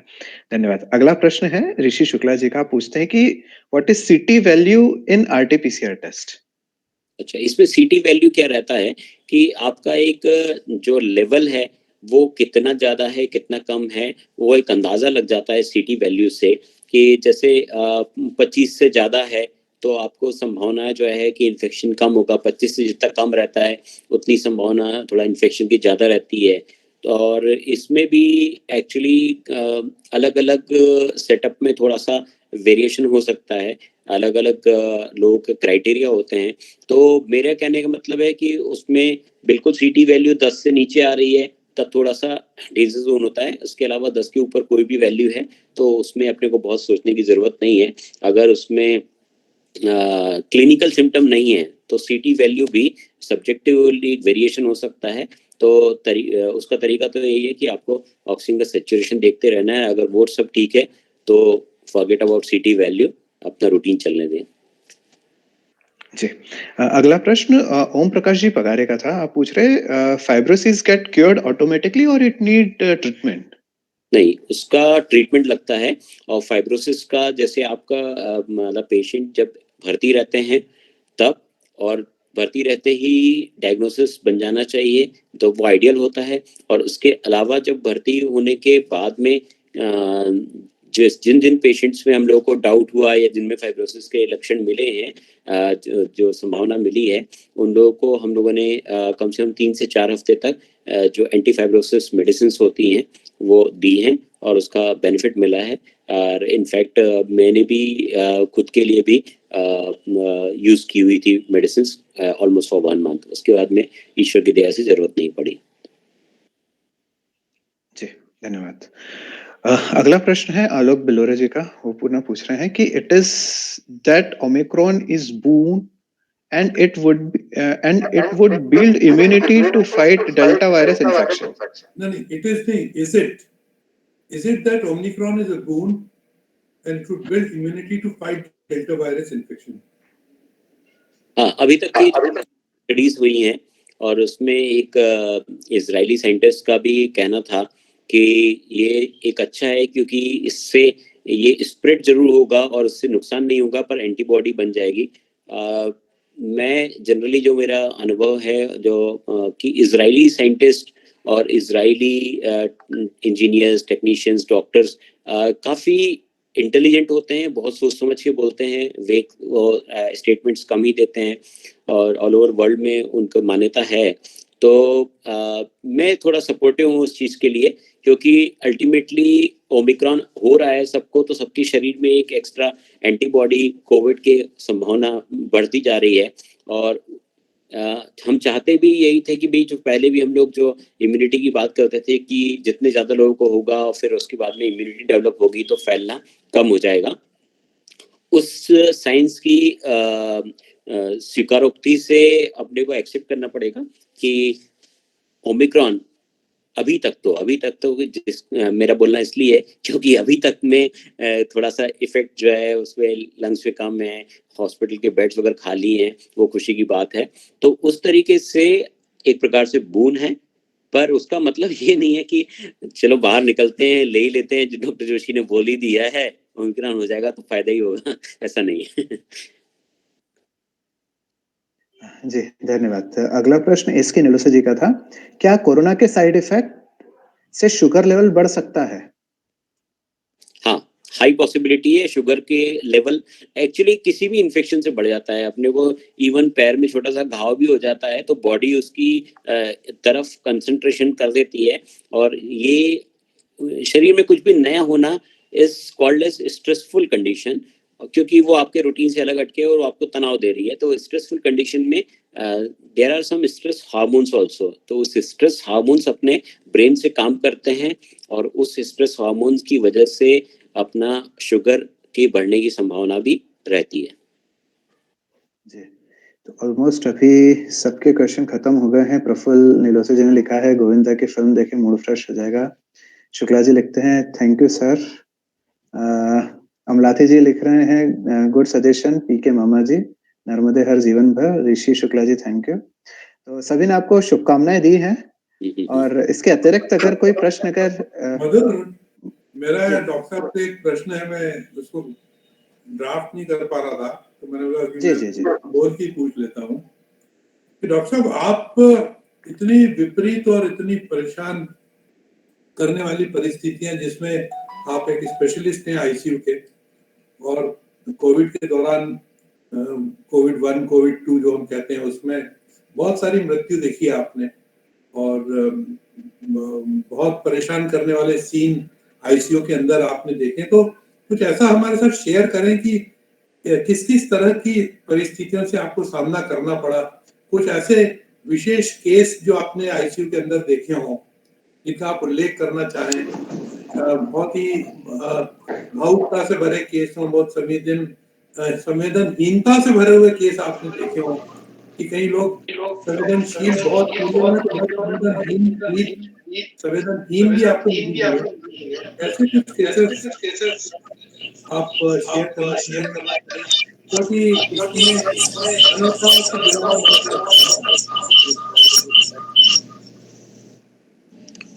इसमें एक्चुअली बहुत ही मिक्स्ड तरह का एनवायरनमेंट रहा, और कभी भी ऐसा सोचने में आता है तो जैसे एक आम आदमी सोचता है ऐसे सोचने में आता है कि परिस्थितियां विपरीत आई थी पर ये खत्म हो जाए वो अच्छा है।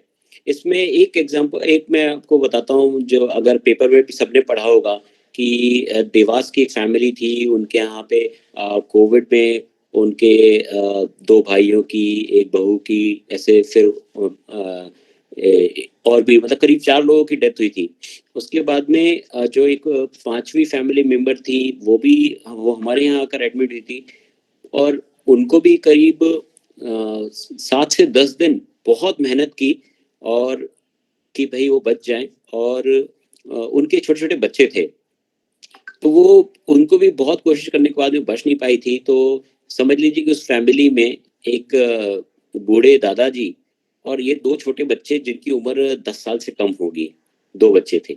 तो ये बहुत डिफिकल्ट सिचुएशन थी। बच्चों को अपन मिलने भी नहीं दे सकते थे क्योंकि इतना संक्रमण फैला हुआ था डेल्टा का। बच्चों को अपन किसी तरह से हम लोग कोशिश करते थे कि वीडियो कॉल से देख लें। फिर ये भी संभावना रहती थी कि मरीज जो है वेंटिलेटर पे है, उनको देखकर बच्चों को क्या भावनाएं आएंगी, और इतनी कोशिश करते थे हम लोग कि भाई कांटेक्ट कम से कम हो। पर हमारी नर्सेस भी अपने उनको जिनको मोबाइल अलाउ भी नहीं था पर किसी तरह से वो रिक्वेस्ट करते थे जैसे कि भाई ये सर हमको इनके लिए ज़रूरत है, तो हम लोग जो अपना हॉस्पिटल का मोबाइल रहता था उसको हम अरेंज करके देते थे और बच्चों से किसी तरह से बात कराते थे, और स्पेशली अच्छी कंडीशन में तो हम जरूर बात करा देते थे। फिर उसके बाद में जो सेकेंड वेव में और देखने में आया था कि जैसे 45 साल के ऊपर के लोगों को ही वैक्सीनेशन हुआ था। तो बहुत सारे ऐसे लोग थे जो 18 साल से लेके 45 साल की उम्र के थे, पर उनको बहुत ज़्यादा इन्फेक्शन बढ़ रहा था और इतनी जल्दी बढ़ रहा था कि सामने देखते देखते इन्फेक्शन इतना फैला हुआ है कि एक दिन का एक्सरे जो है वो बिल्कुल 10% से भी कम है, और दूसरे दिन पता चल रहा है कि 70-80% हो रहा है। तो ऐसे में स्प्रेड बहुत होता था। वेंटिलेटर से बहुत ज़्यादा फायदा नहीं मिल रहा था। तो कुछ जो चीज़ें हैं वो बहुत ही डिफिकल्ट थी कि सामने हम लोगों को समझ में आ रहा था कि अगले 2-3 दिन इनके कैसे रहेंगे, और हो सकता है ये 2-3 दिन में नहीं रहें, वैसी संभावना थी। ये तो संवेदना वाली चीज़ें हो गई। कुछ संवेदनहीनता भी जो थी वो ये कि बहुत सारे ग्रुप्स ऐसे थे, कुछ समाज में ऐसे लोग भी थे कि जो शुरुआत में एडमिशन के टाइम तो उन्होंने बिल्कुल सब ये कर लीजिए, वो कर लीजिए, सब कुछ कर लीजिए, और फिर जब बिल की बात आती थी तो 3 दिन बाद में सब पलट जाते थे, और यदि किसी दिन मृत्यु हो गई तो आप समझ लीजिए कि बस वो उनका ये रहता था कि बस इनका तो पैसा नहीं देना है। तो ये थोड़ा-सा समाज में मेरे ख्याल से नहीं होना चाहिए, क्योंकि डॉक्टर्स का ठीक है, कभी डायरेक्ट बिलिंग से, फाइनेंस से समझौता नहीं रहता है, पर एक उसमें एनवायरनमेंट ऐसा बनता है कि उस समय कुछ लोग जो है किसी डॉक्टर के नाम से भी, अरे डॉक्टर ने बचाया नहीं, ये नहीं किया, वो नहीं किया, तो उसमें क्या होता है, जो डॉक्टर फ्रेटर्निटी जो आज की डेट में भी कुछ 70-80% लोग जो बिल्कुल दिल से लगे रहते हैं कि मरीज डिस्चार्ज हो जाए, उसमें सुखी मिलता है, तो वो उन लोगों को बहुत हतोत्साहित होते हैं। और कुछ एक अभी एक पैटर्न फैशन चला हुआ है सीएम हेल्पलाइन में कंप्लेंट करने का, क्योंकि वो एक नंबर होता है, उस पर करते हैं। तो इवन सीएमएचओ और उसमें हेल्पलाइन में कई बार इंक्वायरी हमारे तक भी आती है कि उनका हो, ऐसा चल रहा है, क्या होना चाहिए था, क्या नहीं। तो मैं यही सजेशन देना चाहूँगा कि डॉक्टर अपनी तरफ से सारी मेहनत कर रहे हैं, पर उसमें एक छोटी-छोटी चीज़ों को दे के कोई गलत सलाह उन लोगों को दे देता है कि अरे आप तो ये कर दो, केस कर दो, कुछ बेनिफिट मिल जाएगा हमको। तो वो नीयत थोड़ी-सी खराब है मेरे ख्याल से, समाज में वो चीज़ें नहीं होना चाहिए। आपको यदि कोई तकलीफ है तो उसी एडमिशन के दौरान, उसी समय डॉक्टर, नर्स, स्टाफ हॉस्पिटल से उसी दौरान कर लेना चाहिए, क्योंकि अभी कुछ-कुछ केसेस ऐसे आते हैं जो दूसरे अस्पतालों के भी डॉक्टर हमें बताते हैं कि भई अप्रैल में इलाज किया था और उसके लिए नवंबर में हेल्पलाइन डाली। अब डॉक्टर भी 100% सबको नाम से, उसके टाइम पे कौन से रिलेटिव से बात की, कौन से डॉक्टर से बात की, जानना बहुत मुश्किल काम होता है। फिर वो फाइल निकालते हैं और फिर फाइल में भी बहुत सारी चीज़ें याद आती है, बहुत सारी चीज़ें याद नहीं आती है, किस परिस्थिति में उनको कौन सी दवाई दी थी। जैसे कई बार ऐसा हुआ था, उन्होंने कभी रेमडेसिविर नहीं दिया था, तो रेमडेसिविर के 2 इंजेक्शन दिए, तो पता चला कि उस टाइम पे पूरे इंदौर में ही अवेलेबल नहीं थी। तो उसमें डॉक्टर हॉस्पिटल का क्या होता है। तो कुल मिला के ये मैसेज मैं आपके सबके थ्रू देना चाहता हूँ कि वो वाला जो एक पैटर्न जो चला हुआ है कि कंज्यूमर फोरम टाइप का, कि इधर कंप्लेंट करना, उधर कंप्लेंट करना, किसी भी हॉस्पिटल, किसी उसके लिए ठीक नहीं है। वो सिर्फ एक डीमोटिवेट करता है डॉक्टर एंड क्लिनिशियंस को कि इससे तो अच्छा है नहीं इलाज करें। तो उसमें ये होता है कि बहुत सारे लोग जो दिल से लगे हुए रहते हैं वो डीमोटिवेट होते हैं। तो एक इस प्रकार से दोनों वेरिएशंस हम लोगों ने देखे हैं, और कोशिश यही है कि उसकी वजह से हम लोगों का कोई भी डिमोटिवेशन ना हो और सभी लोग लगे रहें समाज की सेवा में। जी, थैंक यू। अगला प्रश्न था मनीषा बजाज जी का, पूछती है मेरा शुगर लेवल बढ़ा रहता है, एंजियोग्राफी भी हो गई है, पर थकान भी रहती है, सांस भी बहुत फूलती है, ऐसा क्यों? उसका कारण होता है, देखिए आपका जैसे एंजियोग्राफी हुआ है, मुझे क्वेश्चन से समझ में नहीं आ रहा है कि एंजियोप्लास्टी हुआ है कि नहीं, और अगर एंजियोप्लास्टी नहीं हुआ है तो क्यों नहीं हुआ है। तो वो एक मनीषा बजाज जी अपना प्रश्न पूछ लीजिए, आप इसमें क्लियर नहीं हो पा रहा है।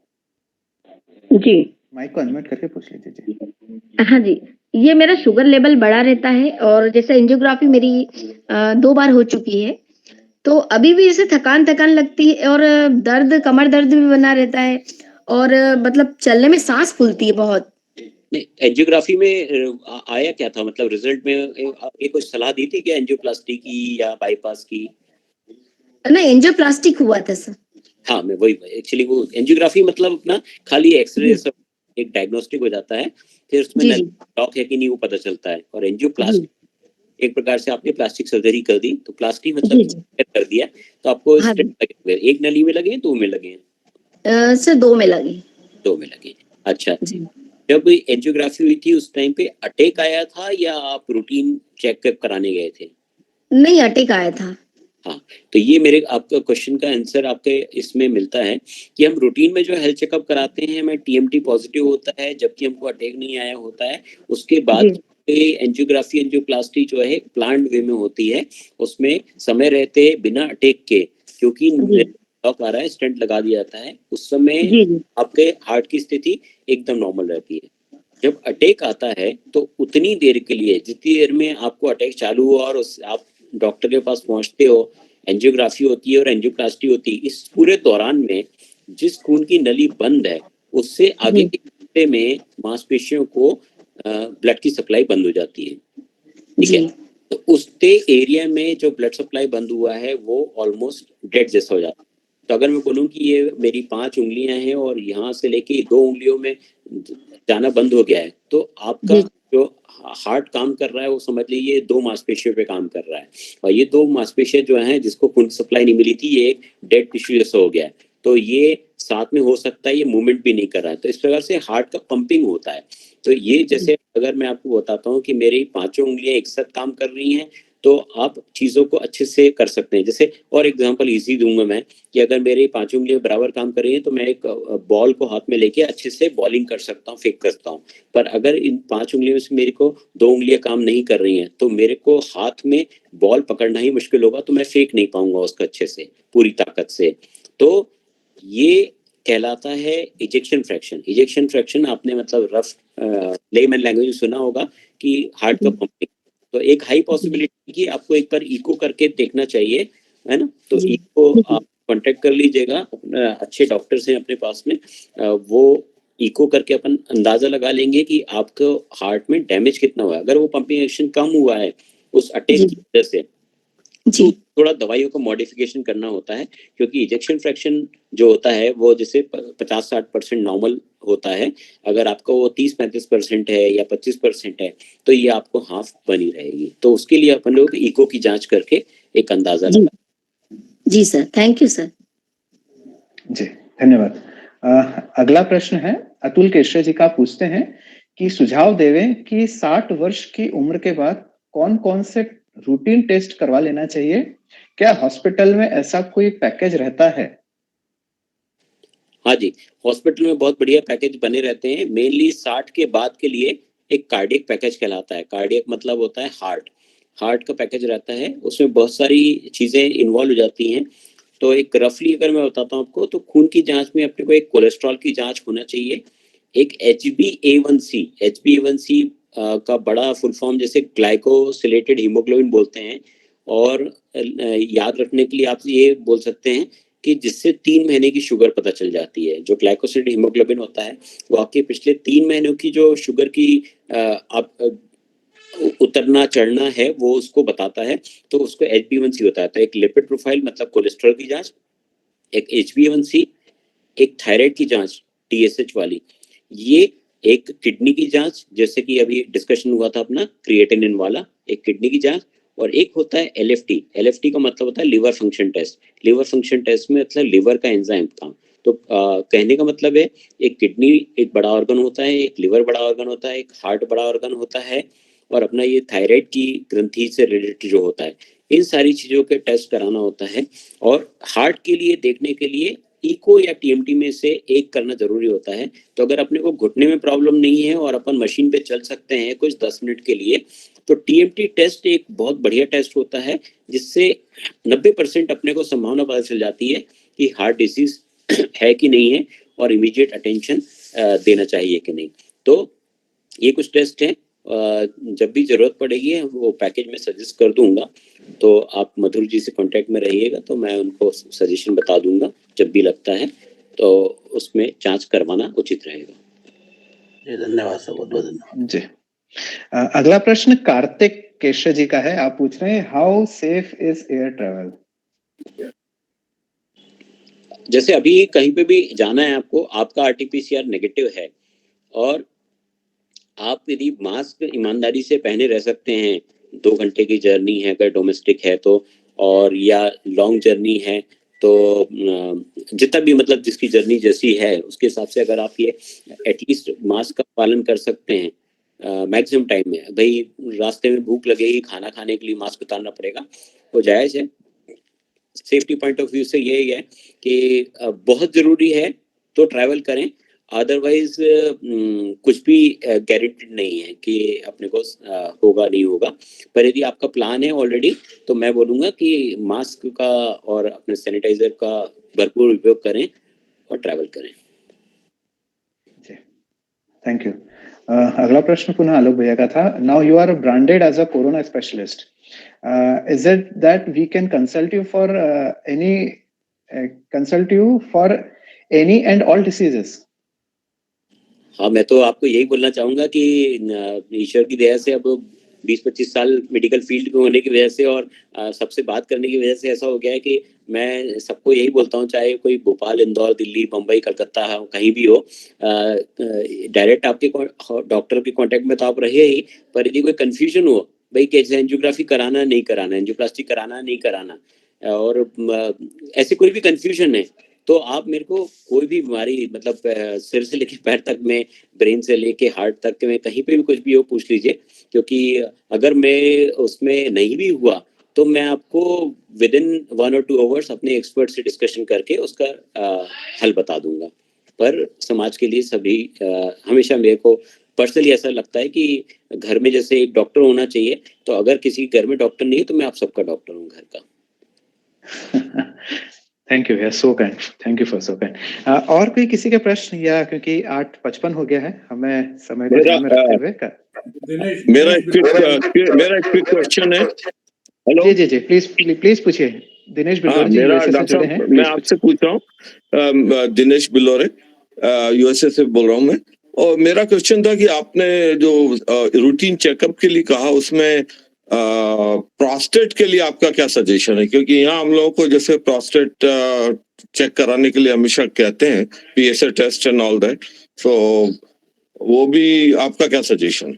बहुत जरूरी है वो 60 के प्लस के, एक तो प्रोस्टेट, और प्रोस्टेट के साथ में एक PSA होता है, सीरम PSA बोलते हैं, प्रोस्टेट स्पेसिफिक एंटीजन। वो क्यों जानना जरूरी होता है? क्योंकि प्रोस्टेट में 2 बीमारी बहुत कॉमनली होती है। एक होता है खाली बढ़ने को बोलते हैं BPH, बिनाइन प्रोस्टेटिक हाइपरप्लेसिया, और इसके अलावा एक होता है जो कैंसर भी होता है प्रोस्टेट का, जो बहुत सारे लोगों को बहुत लेट स्टेज में पता चलता है। तो जो PSA उनकी प्रोस्टेट स्पेसिफिक एंटीजन पता चल जाता है कि अगर कैंसर की समस्या है तो वो भी पता चलता है। तो ये बहुत बड़ी।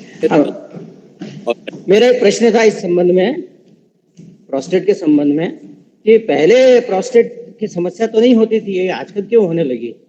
नहीं, ये इसमें मैं थोड़ा डिफर करूंगा, क्योंकि मैं सन 98-99 मैंने यूरोलॉजी में इंटर्नशिप के साथ में एक साथ काम किया है।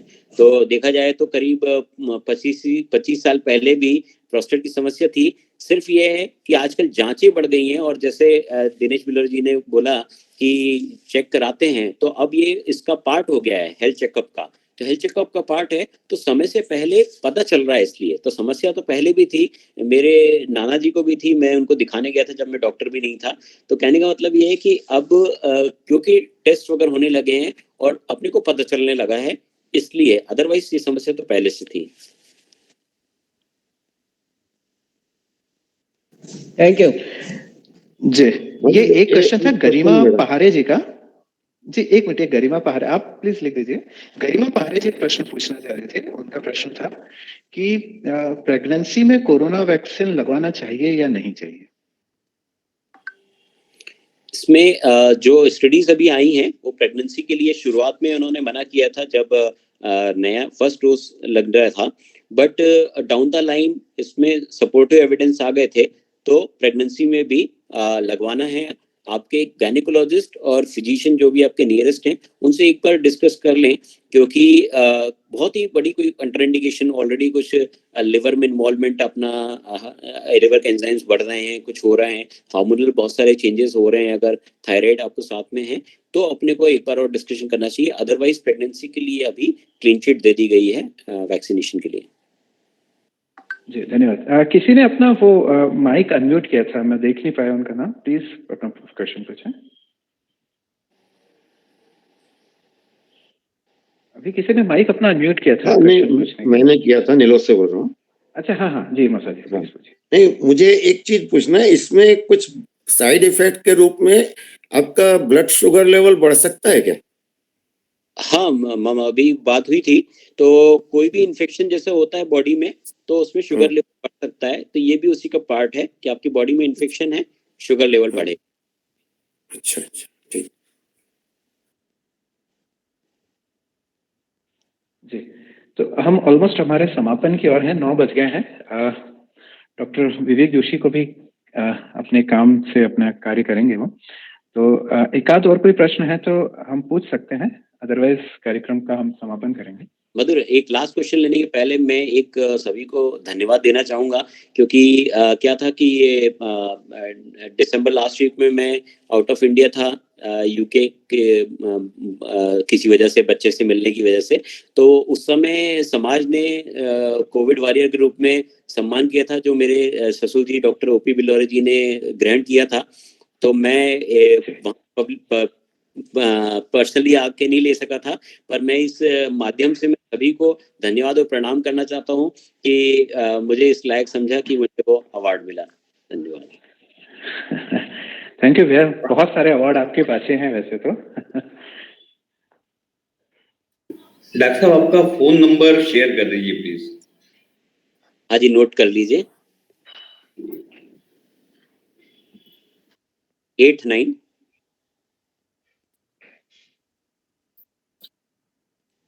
हाँ सुन जी 89 599 89599 076 या जी आखिरी में फिर 76 89599 जी हाँ, थैंक यू।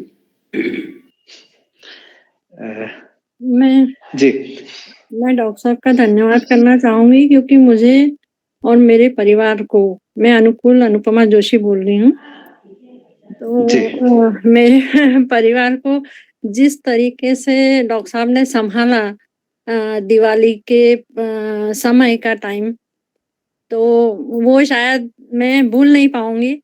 और बहुत अच्छा गाइड किया सर ने, तो मैं सर का हृदय से बहुत आभारी हूँ। धन्यवाद आपका। और आज भी अभी भी मेरी बिटिया को यानी पॉजिटिव आया था, वो पुणे से आई हुई है। तो सर को मैंने व्हाट्सएप किया, तो सर ने व्हाट्सएप पे ही इलाज चालू कर दिया। तो मुझे यानी सभी से अनुरोध करना चाहूंगी कि डॉक्टर साहब को वाकई में भगवान मान के ही पूजना चाहिए आप लोगों को। उनसे जिस तरीके से पेशेंट के परिवार वाले जिस तरीके से बिहेवियर करते हैं, वो समाज में नहीं होना चाहिए, ये गलत बात है। लेकिन बहुत अच्छे से सर ने किया। रात के 12 बजे भी मैंने व्हाट्सएप किया तो बराबर देखा सर ने। तो मैं सर का बहुत बहुत आभारी हूँ, सर का बहुत बहुत धन्यवाद करती हूँ। धन्यवाद। बहुत बहुत धन्यवाद आपके आभार के लिए। मैं आलोक भैया से निवेदन करूंगा। आलोक भैया, कार्यक्रम जो औपचारिक आभार के लिए आ चुका है, तो आप विवेक जोशी जी। डॉक्टर भगवान न करे आपको कभी कोविड हो, और अभी तक भी आप इससे बचे रहे, जबकि आप तो कोविड की खान में रहे पूरे टाइम। तो हमारी पहले सब की तरफ से आपको पूरे समाज की ओर से खूब भरपूर शुभकामनाएं कि आप स्वयं भी इससे बचे रहें। निश्चित रूप से आप तो इसके ज्ञाता हैं और आप सारी केयर करते हैं, लेकिन कई बार देखने में आया कि सारी केयर करने के बावजूद भी हो जाता है।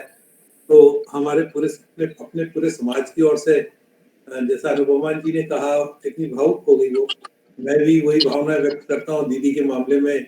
वो तो करीब 2.5-3 महीने आईसीयू में रही, और इस तरह का आपने संभाला है, कोई शब्द नहीं है। ऐसे सभी लोग, बहुत सारे लोग हैं समाज में जिनको आपने बहुत, तो आपके लिए आभार तो एक बहुत ही छोटा शब्द प्रतीत होता है। और बहुत सारे डॉक्टर्स इतने परेशान हो जाते हैं कि ना चाहते हुए भी कई बार चिढ़ जाते हैं वो, क्योंकि पेशेंट जो है उसको सिर्फ ऐसा लगता है कि उसका जो रिलेटिव है या संबंधी, वो अकेला ही पेशेंट है उस हॉस्पिटल में, और कोई है ही नहीं। और डॉक्टर से बहुत सारे प्रश्न बार बार, क्योंकि वो चिंतित रहता है।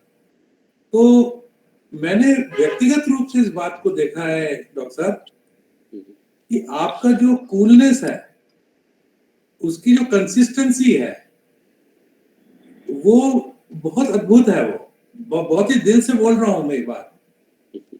आप एक प्रश्न को 10-10 बार भी पूछा होगा मैंने उस दौरान, और ये जानते हुए भी पूछा कि मैं क्यों पूछ रहा हूँ, लेकिन चिंता वो गलती करवाती है, लेकिन आपका जो टेम्परामेंट पर कंट्रोल है, it is very uncommon. I must say it is unheard of. It is unbelievable.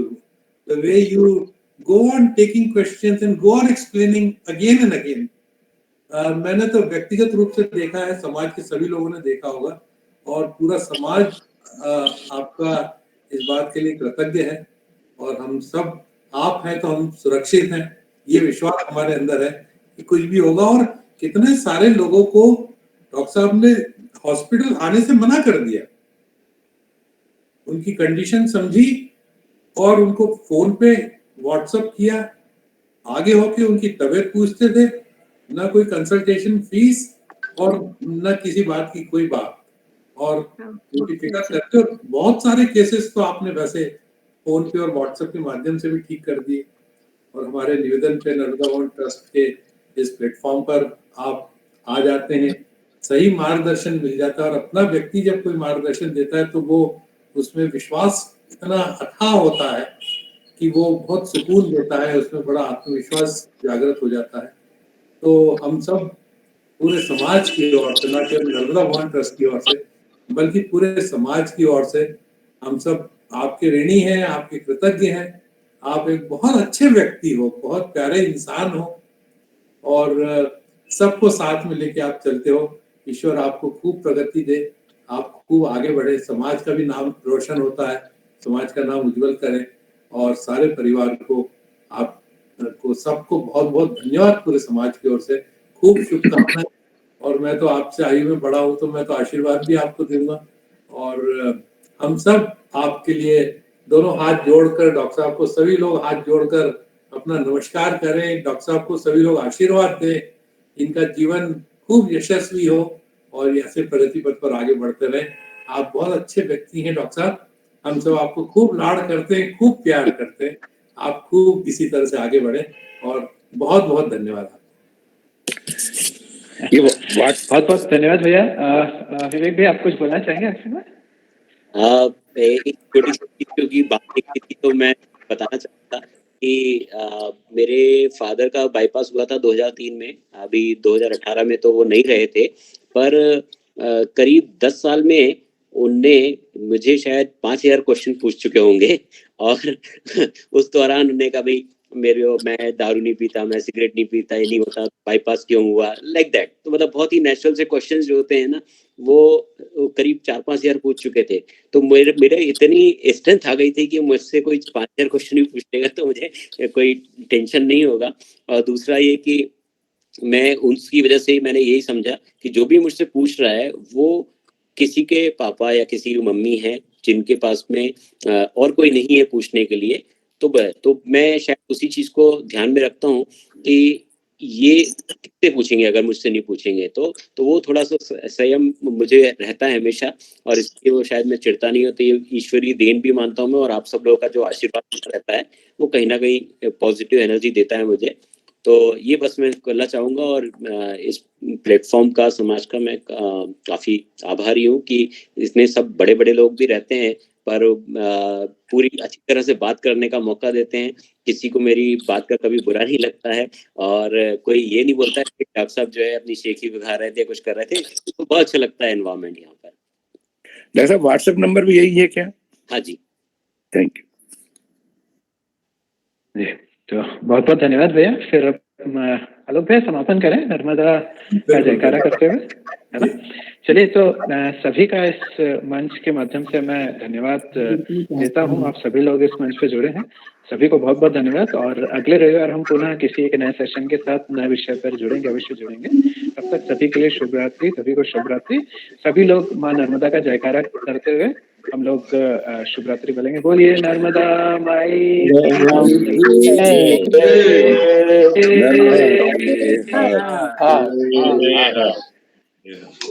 Narmade.